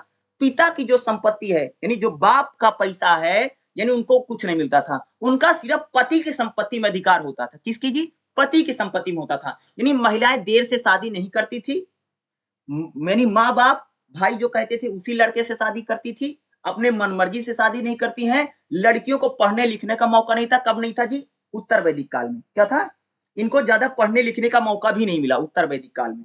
ठीक है, पूजा पाठ में नहीं बैठती हैं खास तौर से। उत्तर वैदिक काल में अगर आप देखो, समाज में ब्राह्मणों की स्थिति बहुत मजबूत हो गई है। क्या? ब्राह्मणों की स्थिति इसलिए मजबूत हो गई क्योंकि इनको बहुत ज्यादा दान पुण्य मिला। जो क्षत्रिय समाज है, क्षत्रिय समाज ने सबसे ज्यादा दान किसको दिया? ब्राह्मणों को। ब्राह्मणों की स्थिति जो कह सकते हैं समाज में बहुत मजबूत है। एक प्रकार से कह सकते भाई समाज में ब्राह्मणवाद है, ब्राह्मणों का वर्चस्व है, और ब्राह्मण जो कहते थे समाज में सभी वर्ग के लोग वही मानते हैं। ब्राह्मण वही है कि जो जिन्होंने बड़े बड़े यज्ञ करवाने शुरू कर दिए, बड़े बड़े हवन करवाने शुरू कर दिए। खास तौर से समाज में दो वर्ग, समाज में क्षत्रिय और ब्राह्मणों का वर्चस्व है। जो ब्राह्मण होता था वही राजा को बनाता था। तो राजाओं ने यानी राजाओं ने ब्राह्मणों को बहुत ज्यादा दान दिया। बड़े बड़े यज्ञ हवन करवाने लग जाते हैं ब्राह्मण। बड़े बड़े यज्ञ में अगर आप देखोगे, जैसे राजसूय यज्ञ है, राजा जब बनता तो राजसूय यज्ञ होता था। वाजपेयी यज्ञ है, आप सबने वाजपेयी, एक होता राजसूय यज्ञ है, वाजपेयी। अश्वमेध यज्ञ एक होता जी, अश्वमेध, जो भगवान राम ने, जिसमें घोड़ा नहीं छोड़ा जाता, तुम सबने देखा होगा रामायण में सुनी होगी, तो जिसमें घोड़ा छोड़ा जाता है उसको बोला जाता है अश्वमेध। अश्व मतलब होता है घोड़ा। इसमें राजा क्या करता है? घोड़ा छोड़ता है, और अगर किसी ने घोड़ा पकड़ा तो उसकी सेना उससे युद्ध लड़ती है। तो इस प्रकार के बड़े बड़े यज्ञ हवन पूजा पाठ कह सकते हो कि उत्तर वैदिक काल में होने लग जाते हैं, और समाज में ब्राह्मणों की स्थिति बहुत बेहतर है। और खास तौर से जो शूद्र हैं और जो अछूत हैं, इनकी स्थिति बहुत खराब है। और खास तौर से जो हमारा उत्तर वैदिक काल है, यहाँ पर महिलाओं की स्थितियां भी धीरे धीरे खराब होती चली जाती हैं। अगर हम धर्म की बात करें तो धर्म में खास तौर से पुरोहितवाद बहुत ज्यादा, पुरोहितवाद है, जो ब्राह्मण समाज में पूजा पाठ बहुत करवाने लग जाता है, बड़े बड़े यज्ञ हवन करवाने लग जाते हैं, और समाज में ब्राह्मणों की स्थिति बहुत बेहतर है। देवता कौन कौन से इस समय? इस समय जैसे इंद्र हैं, सूर्य हैं, विष्णु हैं, शंकर हैं, इस प्रकार के देवी देवता बहुत ज्यादा होते थे। इस समय की जो परंपराएं थी, जैसे रीति रिवाज थोड़े अलग टाइप के होते थे।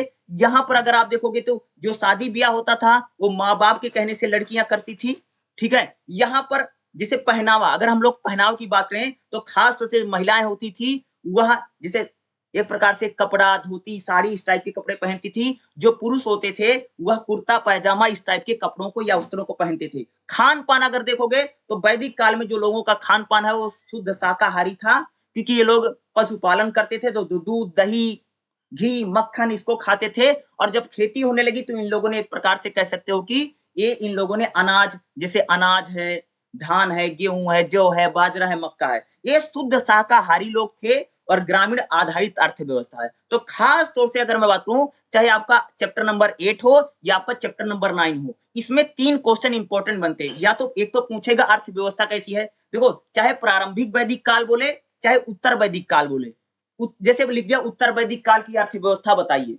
अर्थव्यवस्था की विवेचना कीजिए। या क्वेश्चन आ गया कि ऋग वैदिक काल में, प्रारंभिक वैदिक काल में सामाजिक स्थिति बताओ। तो दोनों लगभग सेम ही है, थोड़ा सा परिवर्तन है, थोड़ा सा हम लोगों को यहाँ पर चेंज देखने को मिलता है। और एक प्रकार से आएगा इस समय की राजनीति कैसे। अगर राजनीति की बात करूं तो यहाँ पर राजा होता है, क्या होता है जी, राजा होता था, राज व्यवस्था चलती थी। और जो राजा होता था वो कबीले के लोग चुनते थे। कौन चुनता था, कबीले के। और कहीं कहीं पर वंशानुगत भी होता था राजा, क्या वंशानुगत, यानी जैसे राजा है तो उसका पुत्र बनेगा, उसका पुत्र। तो राज व्यवस्था भी कई बार पेपर में, यहाँ पर राजा होता था और राजा क्या करता था, लोगों की भूमि की सुरक्षा करता था, लोगों की पशु की सुरक्षा करता था। राजा यानी जो राजा होता था उसको कबीले का मुखिया माना जाता था। और कबीले के जो नियम कानून होते थे, वह जो शासक होता, जो मुखिया होता था, वही सारे नियम कानूनों को क्या करता था, बनाता था। कई बार राज व्यवस्था भी पूछी जा सकती है, राजनीतिक स्थिति भी पेपर में आ जाता है। तो 3 क्वेश्चन बड़े इंपॉर्टेंट हैं जो आपके पेपर में बनेंगे, खास तौर से चैप्टर नंबर 8 और चैप्टर नंबर 9 को लेकर के आएंगे। और एक क्वेश्चन 20 नंबर का आपको बड़ा क्वेश्चन देखने को मिलेगा ही मिलेगा। जो मैं बात को आपको बोल रहा हूं, इस बात को आप लोगों को ध्यान में जरूर रखना है। और इससे एक क्वेश्चन आएगा ही आएगा, इसलिए इसमें 3 क्वेश्चन पूछ सकता है। कौन कौन सा, अर्थव्यवस्था बताओ, सामाजिक स्थिति बताओ, या राजनीतिक स्थिति बताओ। ये 3 प्रकार के क्वेश्चन बनते हैं और ये 20 नंबर का बन सकता है। चलिएगा हम लोग अगला चैप्टर देख लेते हैं। जो जो इंपॉर्टेंट है, जहां जहां से क्वेश्चन आ सकता है, वही मैं आप सबको बता रहा हूं। ठीक रहेगा। चैप्टर नंबर 11 जो है बौद्ध धर्म और जैन धर्म। देखो एक एक बात करूं कि इससे चैप्टर से भी आपको एग्जाम में क्वेश्चन देखने को मिलता ही मिलता है। बौद्ध धर्म और जैन धर्म, देखो यहां से जो बौद्ध और जैन धर्म को लेकर के आपके पेपर में क्वेश्चन पूछेगा, जैसे आपसे पूछ लेगा कि गौतम बुद्ध के बारे में बताओ या बुद्ध के क्या क्या उपदेश हैं, एक क्वेश्चन बनता है। या तो कई बार जैसे पूछ लेगा महात्मा बुद्ध के उपदेश, उपदेश मतलब भैया उन्होंने बौद्ध धर्म में क्या क्या अपने विचार दिए हैं, उन्होंने क्या उपदेश दिया है, एक क्वेश्चन ये बनता है। दूसरा जो क्वेश्चन आपके बन सकता है कि महावीर के उपदेश बताओ। जैसे कई बार पेपर में खाली महावीर ही लिख देता है और कुछ नहीं लिखता, वो लिख देगा महावीर।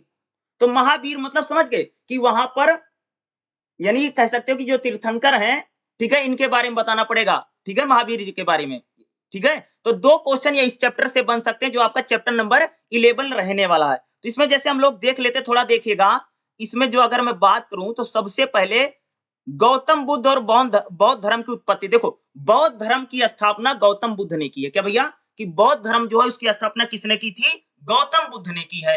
उनके माता पिता ने उनका नाम सिद्धार्थ रखा था और उनके पिता, ठीक है, यशुवर्धन शाक्य गण के मुखिया थे और उनकी मां का नाम माया था, ठीक है, कहा जाता है। और इनका जन्म नेपाल के तराई में स्थित लुम्बिनी में हुआ था, ठीक है। यह जानकारी हमें अशोक के अभिलेख से मिलती है, यानी गौतम बुद्ध के बारे में जो हमें जानकारियां मिलती हैं वो कहां से मिलती हैं, अशोक का जो अभिलेख है, स्तंभ अभिलेख है, वहां से हमको पता चलती है। बुद्ध की वास्तविक जन्म तिथि पर काफी वाद विवाद है, क्योंकि इतिहासकार जो हैं वो महात्मा बुद्ध की जो डेट ऑफ बर्थ है, यानी जो जन्म तारीख है, उसको लेकर के इतिहासकारों में क्या भैया बड़ा मतभेद है।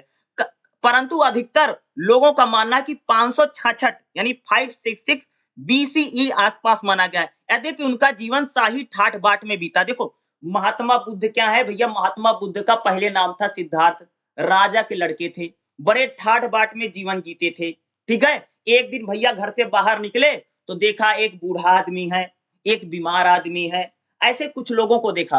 तब उनको पता चला हाँ भाई जीवन में दुःख है, मुझे भी जीवन में दुःख आएगा। देखो उनके पिता कभी नहीं चाहते थे कि उनका बेटा किसी दुःख को प्राप्त करे, लेकिन जब उन्होंने एक वृद्ध आदमी देखा तो उनको पता लगा हाँ भैया इंसान आगे चल कर के बूढ़ा भी होगा। उन्होंने एक मरा हुआ आदमी जा रहा था, उसकी अर्थी जा रही थी, उसको देख लिया कि हाँ भाई आगे चल कर के इंसान जो था मृत्यु को भी प्राप्त होगा, तो उन्होंने मृत्यु भी देखी। तो उनको पता चला कि भाई जीवन में एक व्यक्ति क्या है, जैसे उन्होंने एक बूढ़े आदमी को देखा, एक बीमार व्यक्ति को देखा, एक मृत शरीर था जो जा रहा था और उन्होंने एक सन्यासी को देखा, तो उनको बड़ा दुःख हुआ। ठीक है, क्या हुआ? उनको पता ना भाई कि संसार में दुःख ही दुःख भरा पड़ा है ना। मानव जीवन दुखों ने गौतम पर गहरा प्रभाव डाला। यानी उन्होंने दुखों को देख करके भाई मानव जीवन में इतना दुःख है, इतना कष्ट है, उनके जीवन को उसने क्या बड़ा प्रभावित किया।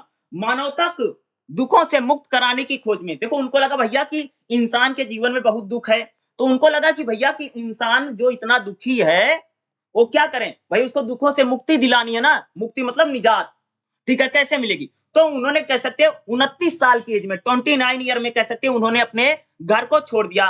वो घर, पत्नी और बेटों को छोड़ करके निकल जाते हैं और गौतम ने सन्यासी की भांति घूम-घूम करके 6 वर्ष तक जीवन जिया। उन्हें वैशाली में, ठीक है, कह सकते हैं उन्होंने ध्यान से उपनिषद की शिक्षा प्राप्त की। कहाँ से भैया?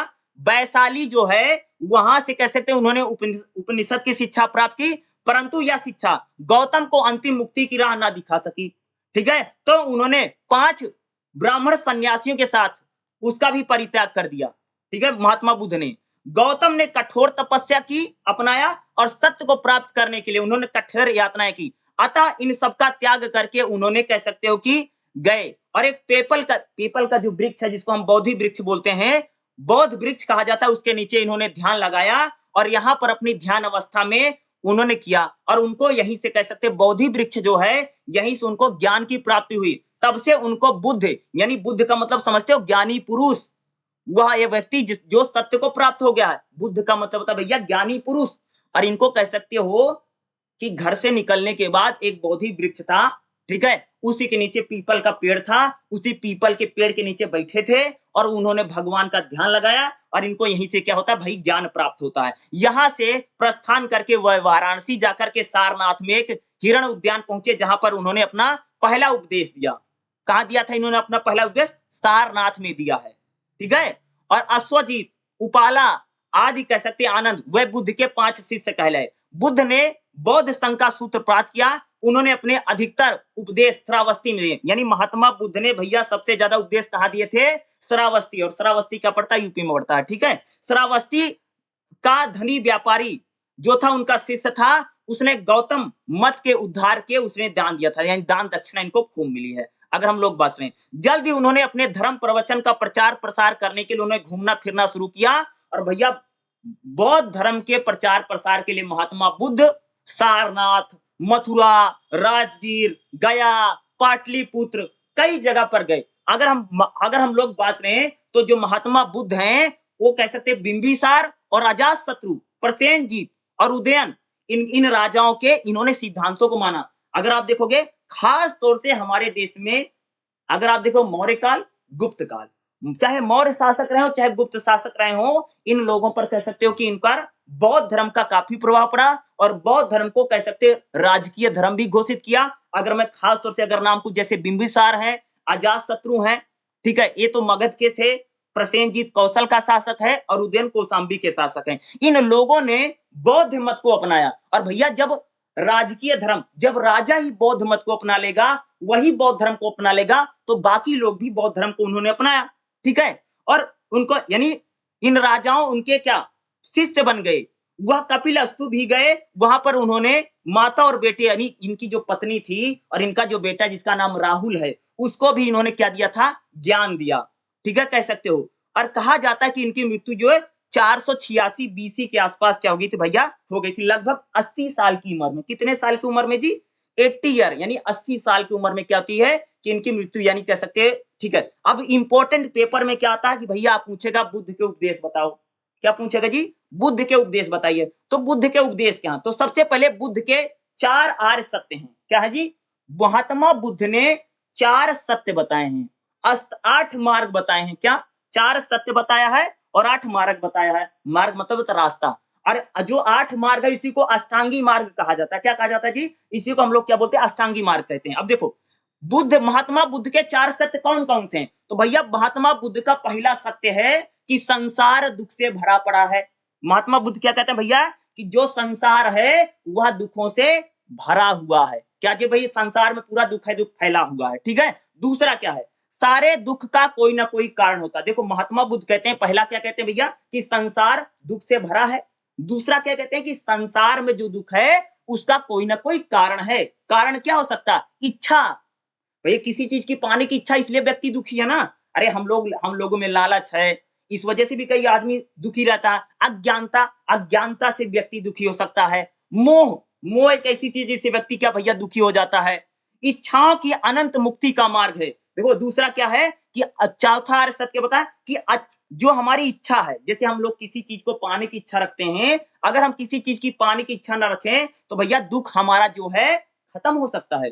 हम लोगों में लालच है, हम लोग किसी न किसी चीज़ को पाना चाहते हैं, भैया कोई पैसा पाना चाहता है, कोई कुछ पाना चाहता है, ठीक है? कोई नौकरी पाना चाहता है, हर व्यक्ति में कुछ ना कुछ पाने की इच्छा है। अगर हम लोग जिस दिन भैया पाने की इच्छा छोड़ देंगे, लालच छोड़ देंगे, वही हमारा भैया क्या मुक्ति का मार्ग हो जाएगा, मुक्ति मिल जाएगी। अगला क्या उन्होंने बताया कि मुक्ति दुःख से छुटकारा दिखा सकती है। भैया अगर तुमको मुक्ति मतलब समझते हो? मुक्ति का मतलब भैया कि देखो हिंदू धर्म कहता है कि व्यक्ति जो है बार-बार जन्म लेता है। हिंदू धर्म में मान्यता क्या है? हिंदू जो धर्म कहता है कि व्यक्ति जो भैया बार-बार देखो आदमी कभी कुत्ता बनेगा, कभी बिल्ली बनेगा, कभी भेड़िया बनेगा, कभी खरगोश बनेगा, तो बार-बार इंसान जन्म लेता है। तो हिंदू धर्म जैसे भैया तुम लोग हो, तुम लोग मर जाओगे तो कुत्ता बन जाओगे, कोई बिल्ली बन जाएगा, कोई भेड़िया बन जाएगा, कोई गधा बन जाएगा। तो कहने का मतलब क्या है? हिंदू धर्म बताता है पुनर्जन्म में विश्वास है। हिंदू धर्म का किसमें विश्वास है? कि पुनर्जन्म में बार-बार व्यक्ति जन्म लेता है। और हिंदू धर्म में कहा जाता है भैया कि धरती पर बार-बार जन्म ना लेना पड़े, इसलिए मुक्ति इसी के मार्ग मुक्ति क्या है? कि बार-बार आपको धरती पर जन्म ना लेना पड़े, क्योंकि धरती पर जन्म लेना भैया दुःख सहने के बराबर है। क्या है? दुःख सहना। तो हिंदू धर्म में कहा जाता है भैया कि अगर व्यक्ति को बार-बार जन्म लेने से मुक्ति पानी है, भैया भगवान की भक्ति करो ताकि भगवान तुमको मुक्ति दे दे और तुम सीधा स्वर्ग चले जाओ। ठीक है? स्वर्ग चले जाओ ताकि तुमको बार-बार देखो जो धरती लोक है इसको मृत्यु लोक बोला जाता है। क्योंकि भैया जो धरती पर जन्म लेगा उसकी मृत्यु ज़रूर होगी। और बार-बार हिंदू धर्म में क्या है कि भाई आपको बार-बार जन्म लेना पड़ेगा। तो महात्मा बुद्ध यही कह रहे हैं कि जीवन का अंतिम उद्देश्य क्या भैया मुक्ति है। और हर देखो हिंदू धर्म की सबसे बड़ी चीज़ यही है कि मुक्ति के मार्ग की बात करता है कि भैया मुक्ति किससे? बार-बार जन्म ना लेना पड़े। किससे मुक्ति है जी? बार-बार हमको जन्म ना लेना पड़े। तो महात्मा बुद्ध यही कह रहे हैं कि भैया कि जो संसार में दुःख भरा पड़ा है, इस दुःख से छुटकारा तभी हम लोगों को मिलेगा जब हम लोगों को मुक्ति मिलेगी। ठीक है? अब देखो अष्टांगी मार्ग क्या है? महात्मा बुद्ध ने 8 मार्ग बताए। 8 मार्ग यानी 8 रास्ते बताए हैं। इसी को हम लोग क्या बोलते हैं? अष्टांगी मार्ग कहा जाता है। तो अष्टांगी मार्ग क्या है भैया? सबसे पहला उनका मार्ग है सम्यक दृष्टि। सम्यक दृष्टि का मतलब होता है कि इसका अर्थ है इच्छाओं के कारण ही संसार में दुःख है। देखो भैया सम्यक दृष्टि का मतलब क्या होता है कि कहने का मतलब क्या है कि हम लोगों में किसी न किसी चीज़ की पाने की इच्छा है, इसलिए हम लोग दुखी हैं। भैया हर आदमी कुछ ना कुछ तो पाने की इच्छा रहती है ना जी। तो क्या है दुःख का कारण क्या है? भाई कोई नौकरी चाहता है, कोई शादी-ब्याह हो जाए, कोई सोचता है घर बन जाए, कोई सोचता है कि कुछ मिल जाए, सोने-चांदी मिल जाए, कोई सोचता है पैसे के चक्कर में हर आदमी इच्छाओं के कारण से भग रहा है, जिस कारण से दुःख व्याप्त है। इच्छाओं के परित्याग से मुक्ति का मार्ग है। अगर हम भैया इच्छा पाने की इच्छा छोड़ देंगे, तभी हमको मुक्ति मिल सकती है। यानी सम्यक दृष्टि अष्टांगी मार्ग। दूसरा क्या? सम्यक संकल्प। संकल्प का मतलब क्या होता है कि हम लोगों को विलासिता से छुटकारा ऐश-आराम की जिंदगी नहीं जीनी है। अगर जिस दिन हम लोग ऐश-आराम की जिंदगी जीना छोड़ देंगे, उसी दिन से हमारा मानव का उद्देश्य क्या है? भैया इंसान मानव का जो उद्देश्य है वो क्या है? प्रेम करना, दूसरों को प्रसन्न रखना। क्या है? मानव जीवन का उद्देश्य क्या है? प्रेम करना और दूसरों को प्रसन्न रखना। महात्मा बुद्ध कहते हैं कि हम लोगों को संकल्प लेना चाहिए कि हम लोग विलासिता से छुटकारे। विलासिता मतलब समझते हो? ऐश-आराम की जो ज़िंदगी लोग जी रहे हैं, ऐश-आराम की ज़िंदगी में कुछ नहीं रखा है, बल्कि भैया दूसरों से प्रेम करो। प्रेम का मतलब यही या इसका मतलब क्या है? दूसरों की मदद करो। ठीक है? तीसरा क्या है इनका? सम्यक वचन। सदैव भैया सत्य बोलो। अष्टांगी मार्ग में अगला क्या है? सम्यक वचन का मतलब यानी भैया हमेशा सच बोलो। ठीक है? सम्यक आजीविका। सम्यक आजीविका का मतलब अष्टांगी मार्ग में अगला पॉइंट क्या है? सम्यक आजीविका। आजीविका मतलब भैया रोजी-रोटी, ईमानदारी से क्या करो? धन अर्जित करो। यानी भ्रष्टाचार मत करो, करप्शन मत करो, ये चीजें मत करो। अष्टांगी मार्ग में जो सम्यक आजीविका बोली जाती है, इसका मतलब क्या है कि व्यक्ति को ईमानदारी के साथ, किसके साथ जी? ईमानदारी के साथ अपना जीवन यापन करना चाहिए। अगला क्या? सम्यक प्रयास, यानी हम लोगों को किसी भी बुरी विचारों से छुटकारा पाने के लिए हमें अपने इंद्रियों पर नियंत्रण है। देखो हमारी जो इंद्रियां हैं, जैसे हमारी इंद्रियां, जैसे मान लो हमारी आंख है, ठीक है, कान है, ठीक है, इन चीजों से हमें क्या करनी चाहिए?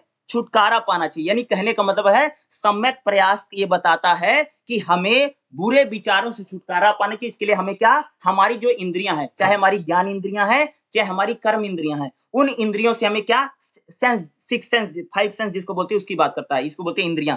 यानी इंद्रियों पर हमें कंट्रोल रखना चाहिए और बुरे विचारों से भैया छुटकारा पालो। अगला क्या? सम्यक स्मृति। सम्यक स्मृति का मतलब यानी हमारा जो शरीर है वो भैया कुछ नहीं है, कहने का मतलब संसार बुराइयों से, यानी संसार की जो बुराई उनसे हमको छुटकारा पाना चाहिए। और सम्यक समाधि, सम्यक समाधि का मतलब क्या होता है कि ध्यान से हम लोगों को सत्य को प्राप्त करना चाहिए। यानी एक दिन समाधि लेनी जरूरी है, ठीक है, ये कह रहा है। सम्यक समाधि बताती है कि ध्यान करो, और ध्यान करने से, जैसे महात्मा बुद्ध ने भैया पेड़ के नीचे बैठ करके ध्यान लगाने से उनको ज्ञान प्राप्त हुआ है, उसी प्रकार से हम लोग अगर ध्यान लगाएंगे और भगवान में ध्यान लगाएंगे, हमको भी भैया सत्य प्राप्त होगा।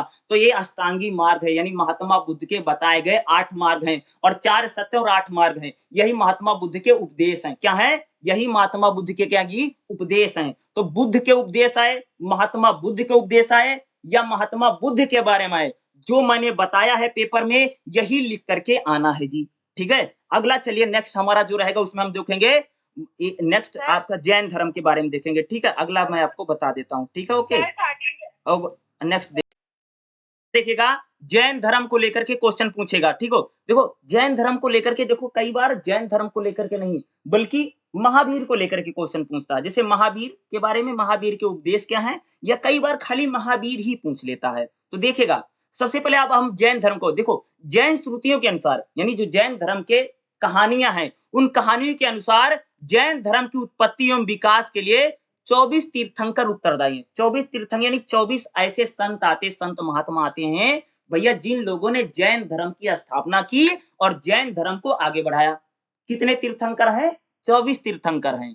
इसमें पहली 22 की ऐतिहासिक संदिग्ध है, नहीं 22 लोगों के बारे में कोई जानकारी ही नहीं है।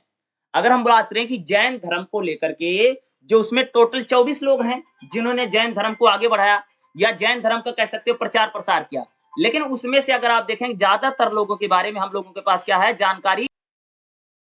जैसे आप देखोगे, देखो जैन धर्म को आगे बढ़ाने में टोटल 24 तीर्थंकर हैं। तीर्थंकर एक प्रकार से कह सकते हैं जो साधु संत थे या ऐसे लोग थे जिन्होंने जैन धर्म को आगे बढ़ाया है। तो भाई 22 के बारे में कोई जानकारी ही नहीं है, ठीक है।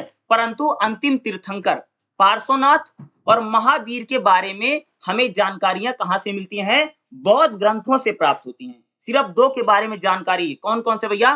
पार्श्वनाथ के बारे में और भगवान महावीर के बारे में, कह सकते हैं इन्हीं के बारे में हमको जानकारियां प्राप्त हैं। तो अब देखिए पार्श्वनाथ कौन है, देखिएगा जैन श्रुतियों यानी जैन कहानियों या जैन कथाओं के अनुसार 23वें तीर्थंकर पार्श्वनाथ हैं।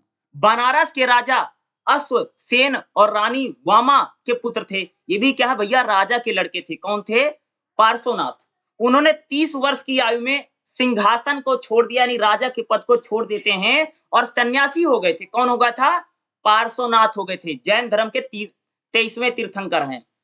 84 दिन की तपस्या करने के बाद, यानी 84 डे, कितने दिन? 84 दिन की कठोर तपस्या करने के बाद उनको ज्ञान प्राप्त हुआ। उनकी मृत्यु महावीर से लगभग 250 वर्ष पहले हुई है। पदार्थ, देखो पदार्थ में अनंतता में विश्वास करते हैं, यानी देखो जो पार्श्वनाथ कहते हैं किसमें इनका विश्वास है भैया? पदार्थ में। वह अपने पीछे कई समर्थकों की भीड़ छोड़ करके गए हैं। उनके शिष्य सफेद वस्त्रों को धारण करते हैं। देखो जो पार्श्वनाथ के शिष्य हैं, खासकर जैन धर्म में भैया सफेद कपड़े डालते हैं, व्हाइट कलर का कपड़ा। तुम देखा बहुत सारे जो जैन धर्म के लोग हैं तो सफेद कलर का कपड़ा पहन के घूम रहे हैं, वो कौन से भैया? पार्श्वनाथ के सभी लोग कहलाते हैं, ठीक है। इस प्रकार से स्पष्ट है कि महावीर से पूर्व भी किसी ने जैन धर्म के आगे को बढ़ाया था, यानी महावीर से पहले भी पार्श्वनाथ थे, कह सकते जिन्होंने जैन धर्म को आगे बढ़ाया। अब हम लोग बात करेंगे भगवान महावीर के बारे में। देखिएगा, अगर आप देखोगे 24वें तीर्थंकर वर्धमान महावीर, इनको वर्धमान महावीर कहा जाता है। इनका जन्म कह सकते कुंडाग्राम वैशाली के पास जिला मुजफ्फरपुर बिहार में हुआ था और 540 बीसी के आसपास हुआ है। इनके पिता का नाम शक शासक क्षत्रिय गण के मुखिया थे। इनके माता का नाम लक्ष्मी राजकुमारी थी, जिनका नाम त्रिशला था। ठीक है। वर्धमान ने अच्छी शिक्षा प्राप्त की और इनका विवाह यशोदा से हुआ था। इससे उन्हें एक पुत्री थी। 30 वर्ष की आयु में महावीर ने कितने भैया 30 साल की उम्र में कितने 30 साल की उम्र में इन्होंने अपना घर छोड़ दिया और वह सन्यासी हो गए। 30 साल की उम्र में कह सकते हो जो महावीर हैं, इन्होंने अपना जो घर था वह छोड़ दिया और सन्यासी हो गए हैं।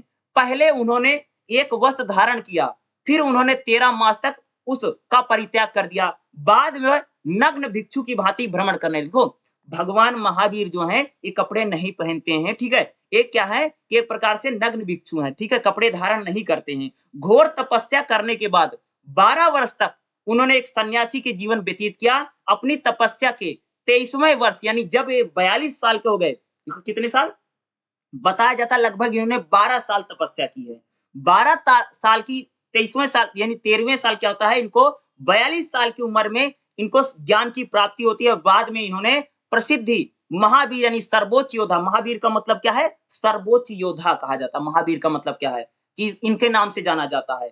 और इन्होंने निग्रंथ बंधनों से मुक्त से नाम से भी जाना जाता है। अगले 30 वर्षों तक वह एक स्थान से दूसरे स्थान तक भ्रमण करते रहे। खास तौर से कौशल, मगध और अन्य पूर्वी क्षेत्रों में इन्होंने अपने विचार का प्रचार प्रसार किया।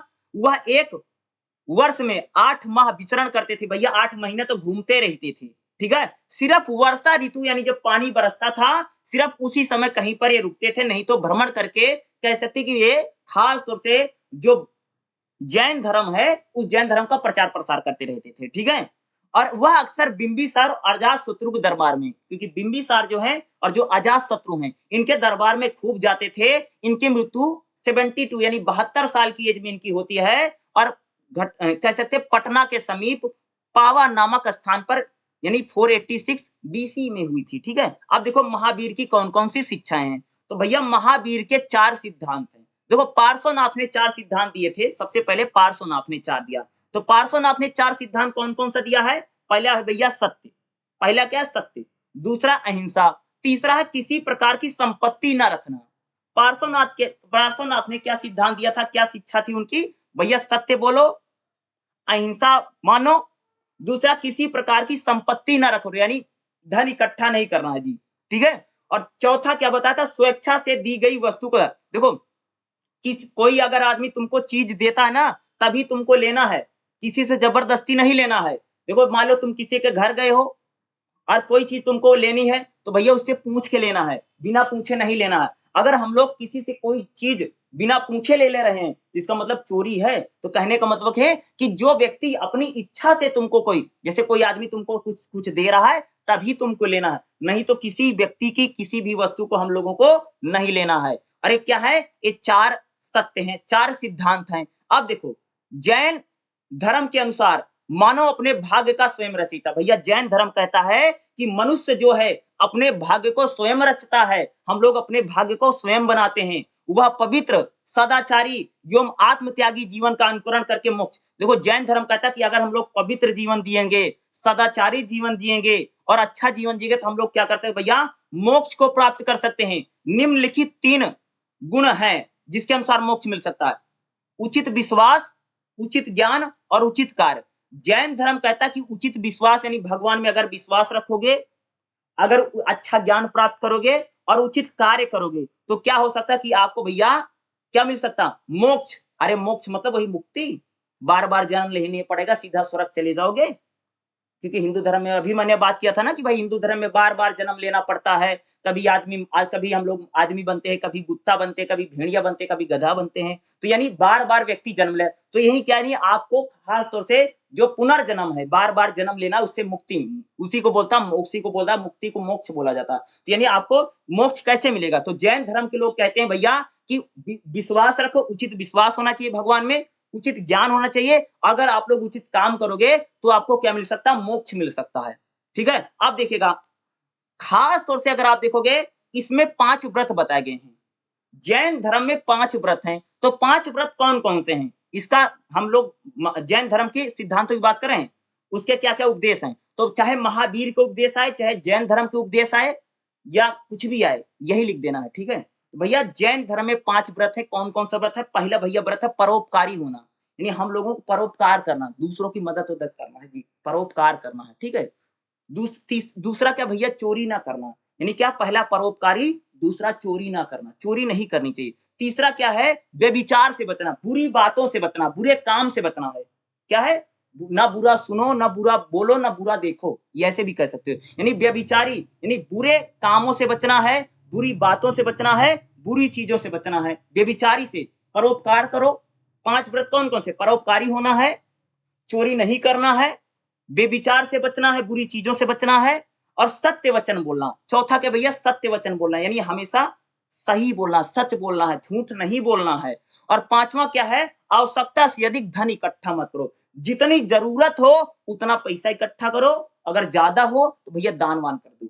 यानी क्या है? 5वां क्या बताया गया कि ज़रूरत से ज़्यादा पैसा इकट्ठा करने की कोई आवश्यकता नहीं है। ये कहाँ पर बताया गया कि ये कौन कहता है? ये 5 व्रत बताएँगे। क्या बताएँगे? 5 व्रत हैं और ये 5 व्रत करने ही चाहिए। ये करने के लिए क्या बोला है? इसमें आपको बोला गया है। तो खास तौर से जब आपसे पूछेगा जैन धर्म के बारे में, तो उसके क्या-क्या सिद्धांत हैं, जैन धर्म के क्या उपदेश हैं, तो आपको यही चीज़ें लिख कर के आनी हैं। पेपर में ज़्यादातर जो क्वेश्चन पूछता है जैन धर्म के उपदेश या महात्मा बुद्ध के उपदेश या महावीर के बारे में या भगवान महात्मा बुद्ध के बारे में। ज़्यादातर यही क्वेश्चन आता है, या ये 10 में आए तब भी लिख देना है, अगर कहीं 20 में आ गए तब भी लिख देना है। और इसी को बाकायदा हेडिंग-वेडिंग बना करके, पॉइंट-वॉइंट बना करके आपको क्या करना है, ये लिखना पड़ेगा और ये पेपर में कई बार आ भी जाता है। इसको करके भी हम लोगों को आना ज़रूर है।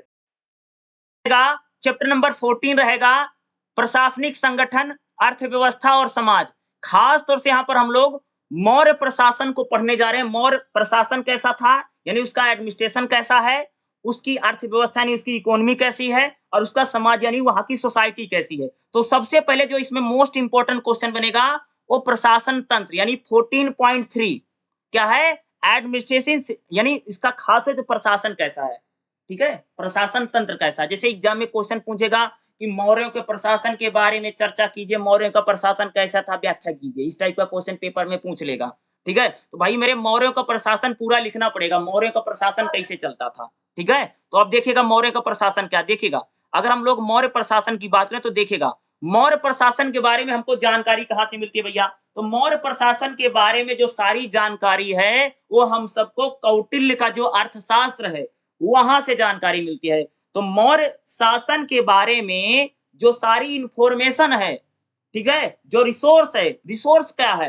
तो मौर्य तंत्र के बारे में जो रिसोर्स है वो क्या है? एक प्रकार से कौटिल्य का अर्थशास्त्र है, नंबर 1 जिसको हम आचार्य चाणक्य बोलते हैं। दूसरा मैगस्थनीज के जो बुक है इंडिका, मैगस्थनीज की जो बुक है इंडिका उससे भी हमको पता चलता है।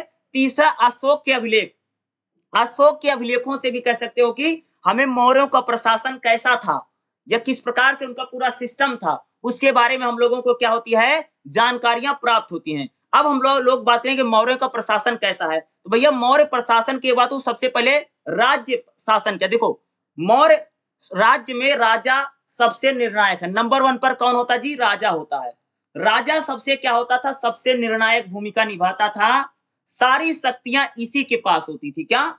जो शासक है, जो राजा है या जो कह सकते जो शासक होता था, उसी के पास नंबर 1 पर कौन है शासन तंत्र में? प्रशासन में कौन है? राजा। उसी के पास सारी शक्तियां होती हैं। उसके पास राजनीतिक शक्ति है, उसके पास आर्थिक शक्ति है, वो धार्मिक शक्तियां भी कई बार धारण करता था, सेना का नेतृत्व भी करता था जब कभी युद्ध होता था, न्याय व्यवस्था का सबसे बड़ा प्रमुख होता था। यानी पूरा जो प्रशासन है वह राजा के इर्द-गिर्द ही घूमता है। प्रशासन में भैया किसी को नौकरी पर रखना है, किसी को मंत्री बनाना है, किसी को संतरी बनाना है, किसी को हटाना है, किसी को लगाना है, तो सारी जो भूमिका रहती थी वह राजा यानी शासक की ही होती थी। और यहाँ पर जो राजा होता था, अर्थशास्त्र में राजा द्वारा प्रजा को पैतृक नजरिए को उभारा है। यानी यहाँ पर भैया पितृ प्रधान समाज था, यानी यहाँ पर क्या होता था? पिता के जरिए सत्ता चलती थी। यानी जैसे कोई राजा है तो उसका बेटा राजा बनेगा, फिर उसका बेटा राजा बनेगा। इस प्रकार से क्या था पूरा प्रशासन। इसमें कहा गया कि राजा की खुशी प्रजा की खुशी में है। क्या? मौर्य शासन में क्या बोला था भैया कि अगर प्रजा खुश है, आपकी आवाम खुश है, आपकी जनता खुश है, तो भाई राजा भी खुश है। तो नंबर 1 पर कौन होता था? शासक होता था, राजा होता था और सारी शक्तियाँ उसी के पास ही रहती हैं। अर्थशास्त्र में प्रशासन के सभी पहलू जैसे मंत्री को देखो राजा क्या करता था भैया मंत्रियों की नियुक्ति करता था। भैया किसको मंत्री बनाना है, किसको मंत्री नहीं बनाना, किसको हटाना है। निष्कासन भी इसके पास होता था भैया किसको निकालना है। राजकोष भैया जो रुपया पैसा जो राजकोष है उसकी सुरक्षा करना किसकी होती है? राजा की भूमिका है। लोगों के कल्याण के लिए नियम कानून बनाना राजा करता था। जो अपराधी है उनको दंड देने का प्रावधान कौन करता था? शासक करता था। राजा का ही अंतिम आदेश माना जाता था। क्या? पूरे शासन तंत्र में अगर आप देखेंगे जो राजा है या जो शासक है उसी का ही जो आदेश है वह क्या माना जाता है? अंतिम आदेश माना जाता है। भाई लास्ट आदेश उसी का माना जाएगा। ठीक है? यानी राजा नंबर 1 पर। दूसरे नंबर पर भैया आमत्य। आमत्य क्या होता है? एक प्रकार का मंत्री होता है। आमत्य देखिएगा। अर्थशास्त्र के अनुसार किसी भी राज्य के बिना सहायक के बिना चल नहीं सकता है। इसलिए राजा राजा जो करता था अपने आमत्य यानी मंत्री-वंत्री नियुक्त करता था। जो अकेला राजा तो भैया शासन को चला नहीं सकता है। तो दूसरे नंबर पर आते थे आमत्य, जो उसके खास आदमी होते थे। ठीक है? आमत्य। उन्हें राजा रथ का पहिया कहा जाता था। यानी भई पूरे शासन प्रशासन को राजा तो है, लेकिन उससे उसके सपोर्टर या जो उसकी मदद करते थे पूरे शासन को चलाने में कौन मदद करता था? आमत्य करते थे। जिस प्रकार से रथ को चलाने में पहिए का काम होता है, उसी प्रकार से राजा को पूरा शासन तंत्र चलाने में जो थे आमत्य मदद करते। आमत्य एक व्यापक शब्द है, जिसका उच्च अधिकारी होता था, बड़ा अधिकारी होता था और ये जो आमत्य होता था राजा को कई बार सलाह भी देता था। ये सलाहकार भी होता था राजा का और एक कई विभागों का मुखिया होता था। आमद के पास क्या होता भैया? कई सारे डिपार्टमेंट होते थे, सारे विभागों का क्या होता था? यह मुखिया भी होता था। उसके उसके जो पद हैं, वो बहुत सारे होते थे और अनिश्चित काल तक वो अपने पदों पर बना रहता था। अरे जो आमत्य होता था इसकी नियुक्ति कौन करता था? राजा के द्वारा ही क्या होती थी भैया जो आमत्य होता था उसकी नियुक्ति करती थी। और आमत्य क्या करते थे? राजा को सलाह भी देते थे शासन प्रशासन में क्या करना क्या नहीं करना है। ये राय सलाह जो होता था आमत्य करते थे। अगला है अगर देखोगे भैया सैन्य प्रशासन। भाई सेना तो सबसे इंपॉर्टेंट बड़ी चीज है। किसी भी राज्य की सुरक्षा के लिए सेना का होना बहुत जरूरी है। तो सेना राज्य की दूसरी प्रमुख अंग है। सैन्य प्रशासन देखिएगा। तीसरा हेडिंग क्या है? सैन्य प्रशासन।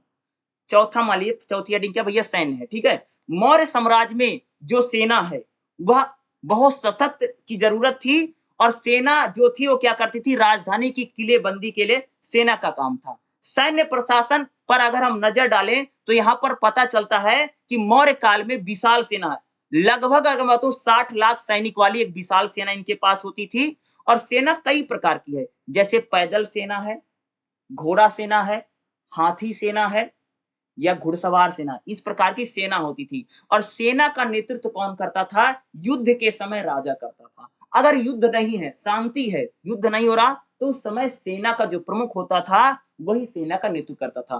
सेना क्या? राज्य की सुरक्षा करती थी, राज्य को बाहरी शक्तियों से निजात यानी छुटकारा दिलाती थी। युद्ध में सेना ही लड़ाई करती थी और जो सेना यहाँ पर होती थी सेना अस्थाई नहीं है।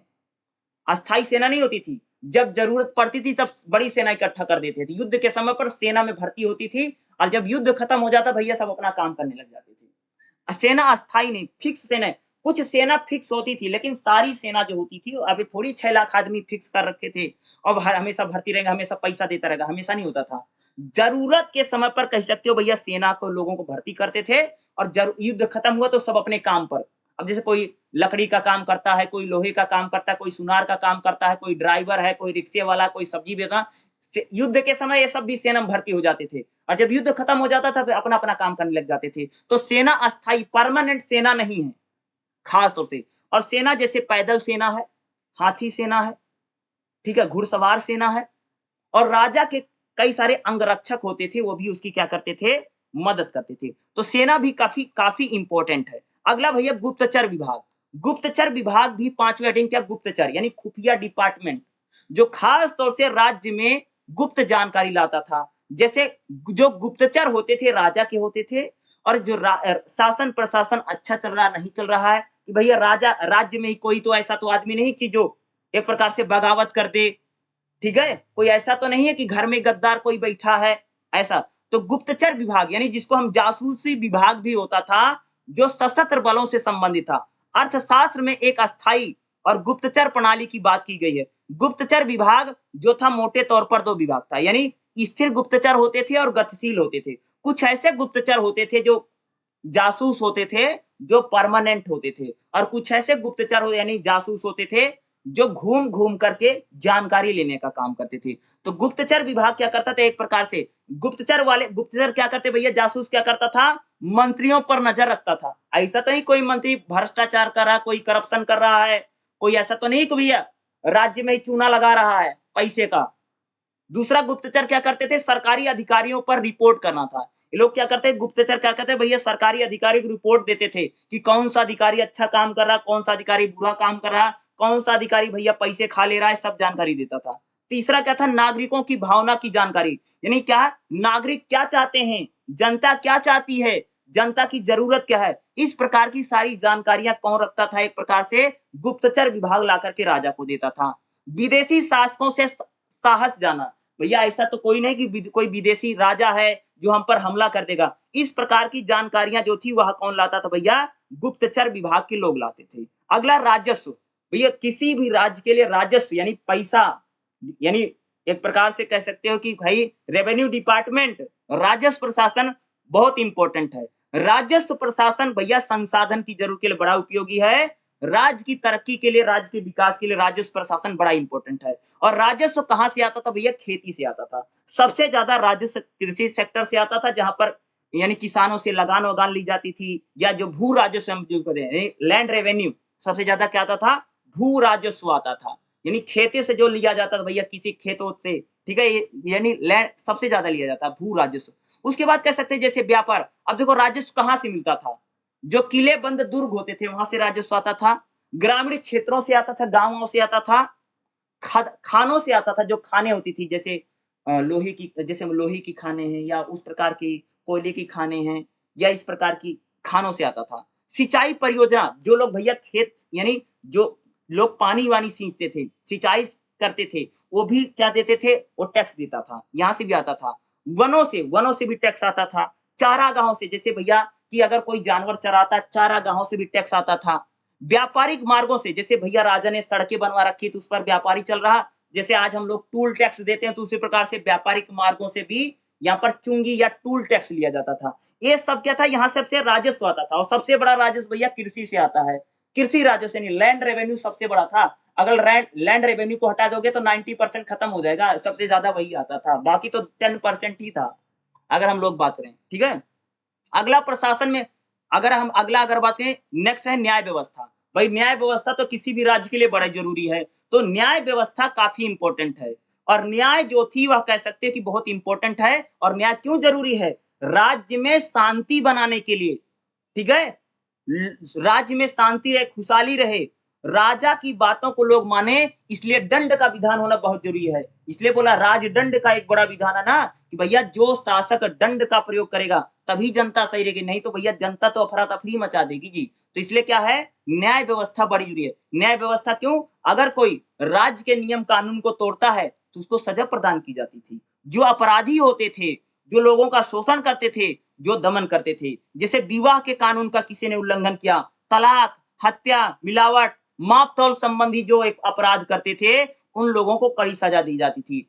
यानी विवादों को निपटाने, मुकदमों के लिए क्या होती थी, एक प्रकार से अलग अलग अदालतें होती थी। अर्थशास्त्र में हम लोगों को 2 प्रकार की अदालतें मिली हैं। एक आता जिसमें व्यक्तिगत फैसलों का समाधान किया जाता था, दूसरा जिसमें राज्य से संबंधित मामले आते थे।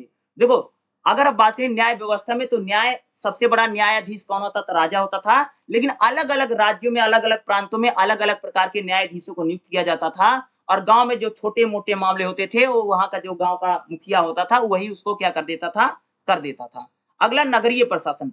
नगर के प्रशासन की अगर हम बात करें, तो यहाँ पर मेगास्थनीज मौर्यों के नगरीय प्रशासन की बात करता है, वो पाटलिपुत्र के बारे में बताता है, शायद मौर्यों का शीर्ष केंद्र है। नगर प्रशासन का प्रभावी जो था, वो होता था, नगरों की परिषद होती, जिसमें 6 समिति होती थी, जो नगर के बारे में सारी देख रेख करती थी। तो नगरों का प्रशासन भी, नगर प्रशासन क्या होता था, जैसे नगर में कौन आया है, कौन नहीं आया, कौन मर गया, कौन जी गया, नगर में व्यापार हो रहा है, कैसी माप तौल हो रही है, इस प्रकार की देख रेख करने के लिए क्या होता था, नगरों का क्या होता था भाई मेरे, अलग से प्रशासन चलता था। प्रांतीय प्रशासन क्या है, क्योंकि मौर्य काल बहुत बड़ा साम्राज्य है, इसलिए मौर्य साम्राज्य को अलग अलग प्रांतों में बांट रखा था।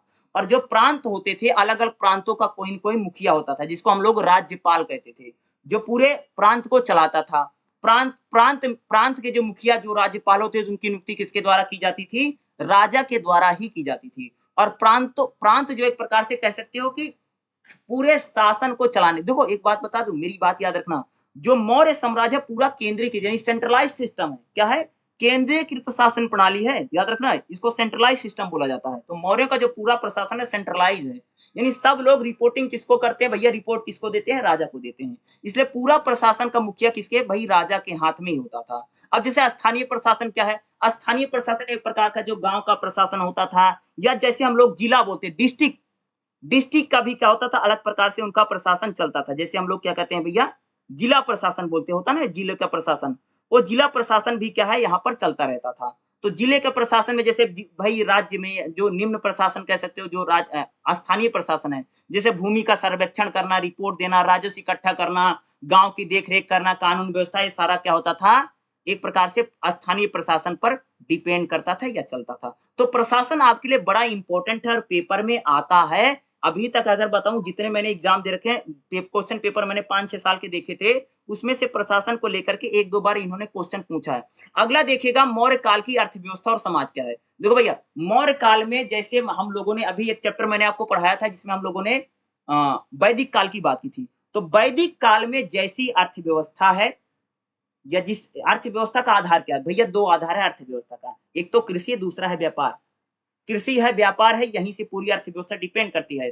मौर्य काल में भी पूरी जो हमारी इकोनॉमी है, जो पूरी अर्थव्यवस्था एग्रीकल्चर सेक्टर पर ही है, कृषि ही उसका मुख्य आधार है। व्यापार भी उसको सपोर्ट करता है, लेकिन उतना सपोर्ट नहीं करता। अगर मैं एग्जांपल देके बताऊं, तो कह सकते हैं 80-85 या 90% एग्रीकल्चर सेक्टर सपोर्ट करता था इकोनॉमी को, यानी 10% यानी 10 से 15% जो होता था व्यापार के लोग सपोर्ट करते थे। खास तौर से अगर मैं पूरी अर्थव्यवस्था की बात करूं, जब मैंने आपको वैदिक सभ्यता वाला पढ़ाया था ना अर्थव्यवस्था, लगभग वही अर्थव्यवस्था आपको यहाँ पर भी लिखनी है। सेम पॉइंट आएगा, सेम हेडिंग बनेगी, उसमें कोई सी प्रकार का चेंज आने वाले हैं। अगला क्या भैया? समाज क्या, यानी सोसाइटी कैसे, क्या है? सोसाइटी कैसे, यानी समाज कैसा है। तो समाज के बारे में अगर मैं जिक्र करूं, तो समाज कैसा है भैया? समाज में वर्ण व्यवस्था, क्या जी? वर्ण व्यवस्था है जी। वर्ण व्यवस्था कैसी है जी? ब्राह्मण, ब्राह्मण क्या करता है भैया? पूजा पाठ करवाता है, शिक्षा दीक्षा देना, दान लेना, दान वान लेने का काम करते थे, कर्म कांड करते थे, सारा कौन करता है भैया? ब्राह्मण करता था। बड़े बड़े यज्ञ करवाना, बड़े बड़े हवन करवाना, ब्राह्मणों का कह सकते हैं समाज में बड़ा वर्चस्व है। दूसरा क्या भैया होते? क्षत्रिय होते थे। क्षत्रिय यानी एक प्रकार से लोगों की सुरक्षा करना, सेना में भर्ती होते थे। शासन प्रशासन चलाने की जिम्मेदारी किसके पास होती थी? जो क्षत्रिय समाज होता था। किसके पास? क्षत्रिय समाज के पास। ठीक है। तीसरा क्या था? वैश्य समाज, वैश्य यानी बनिया समाज, जो एक प्रकार से व्यापार में लगा हुआ था।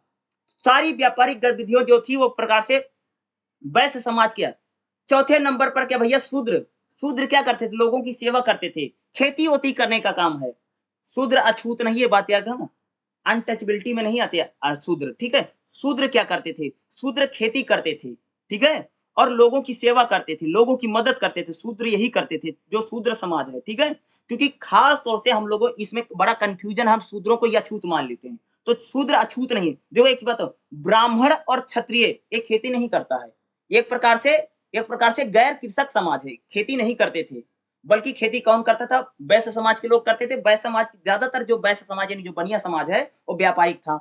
ज्यादातर जो खेती करते थे, जो किसानी करते थे, जो मजदूर के रूप में काम करते थे, वो मोस्टली ज्यादातर जो लोग थे, अगर मैं बात करूं, वो कौन से लोग थे? वो सारे शूद्र लोग, ठीक है, जो लोगों की सेवा करते थे। अगला भैया अछूत है। अछूत जो होते थे, इनको एक प्रकार से छूना पाप माना जाता था। ये लोग गांव में भी नहीं रहते थे, बल्कि जब कभी ये गांव में आते थे तो डंडा वंडा बजाते हुए आते थे, इनका कोई इनके सामने नहीं पड़ता था, ठीक है। जो अगर हम बात करें खासतौर से, जैसे मैंने आपको बोला, जो अछूत हैं। एक है, कह सकते हो कि जैसे महिलाओं की स्थिति, एक पॉइंट बना, देखो महिलाओं की स्थिति भाई बड़ी खराब है। महिलाओं को ज्यादा पढ़ने लिखने का कोई अधिकार नहीं है, ना वो बड़ी बड़ी पूजा पाठ में बैठ सकती हैं, वो माँ बाप पर ही निर्भर रहती थी, वो लेट शादी भी नहीं कर सकती थी, कम उम्र में ही ब्याह हो करवा दिया जाता था। तो महिलाओं को बहुत ज्यादा सहूलियत नहीं है। और अब वैश्याओं की बात करें तो वैश्यावृत्ति समाज में फैली हुई थी, लेकिन जो वैश्या होती थी वो गाँव के बाहर ही रहती थी। एक इम्पोर्टेंट चीज़ जब हम समाज की ब ज़िक्र करेंगे तो समाज में वर्ण व्यवस्था तो है, लेकिन उसके साथ-साथ जाति व्यवस्था भी धीरे-धीरे पनप रही थी। जैसे ब्राह्मण है, क्षत्रिय हैं, वैश्य हैं, शूद्र हैं, इनमें जाति व्यवस्था भी धीरे-धीरे कह सकते हैं कि अपने शुरुआत कर रही थी। जाति व्यवस्था भी धीरे-धीरे हम लोगों को यहाँ पर क्या है, देखने को मिलती है। तो कास्ट सिस्टम भी क्या है, यहाँ पर आपको दिखाई देगा और देखने को मिलेगा। तो मौर्य काल की अर्थव्यवस्था कैसे है? अर्थव्यवस्था 2 चीज़ों पर है, एक तो कृषि है और दूसरा व्यापार है। या और भी चीज़ें आप इसमें बना सकते हैं, व्यापारिक गतिविधियाँ हैं, ठीक है? व्यापार व्यापार में जैसे छोटा व्यापार है, बड़ा व्यापार है, कुटीर उद्योग है, इस प्रकार की व्यापारिक है। और दूसरी अर्थव्यवस्था क्या भैया कृषि है, एग्रीकल्चर है। कृषि में कौन-कौन सी फसलें जैसे गेहूँ, चावल, जौ, बाजरा, मक्का, ठीक है? जैसे ठंडी की रबी की फसलें अलग हैं, खरीफ की फसलें अलग हैं। वही ठंडी के मौसम में अलग प्रकार की फसलें बोई जाती थी, सर्दी के मौसम में अलग प्रकार की फसलें बोई जाती हैं, ठीक है? कृषि आधारित अर्थव्यवस्था है, पूरे सेक्टर उसी प्रकार से व्यापार भी काफ़ी चलता था, क्योंकि यानी जो गाँव में जो खेती होती थी, वो सारा अनाज शहरों की ओर आता था, जो व्यापारी थे वो लोग लेकर के आते थे और जो पूरा शहर था वो चलता था। यानी व्यापार एक यानी जो एक प्रकार से जो खेती थी, जो एक कृषि है, वह व्यापार को क्या करती थी, मदद करती थी। व्यापार को जो सारा रॉ मटेरियल है, जो कच्चा माल मिलता था, वो खेती से मिलता था। यानी दोनों एक-दूसरे के सपोर्ट और मददगार थे। ये पूरी अर्थव्यवस्था यानी पूरी इकोनॉमी चलती थी। साथ-साथ कैसे जो जैसे खास तौर से अन्य जो कारीगर हैं, वह भी होते थे, जैसे लकड़ी बनाने वाले, लोहे के, ठीक है? लोहा है, मिट्टी के बर्तन बने, इस प्रकार से कारीगर भी होते थे, इन पर भी अर्थव्यवस्था काफ़ी डिपेंड करती थी, ठीक है? और समाज के बारे में मैं तो आपको बता ही दिया। तो मौर्य काल की अर्थव्यवस्था कैसे है, मौर्य काल का समाज कैसा है, इस टाइप का क्वेश्चन भी अगर आपको पेपर में पूछेगा, तो जो-जो चीज़ें मैंने बताई आपको यही सब लिख कर के आना है, ठीक है? चलिए हम लोग अगला चैप्टर देख लेते हैं जो हमारा नेक्स्ट रहने वाला है।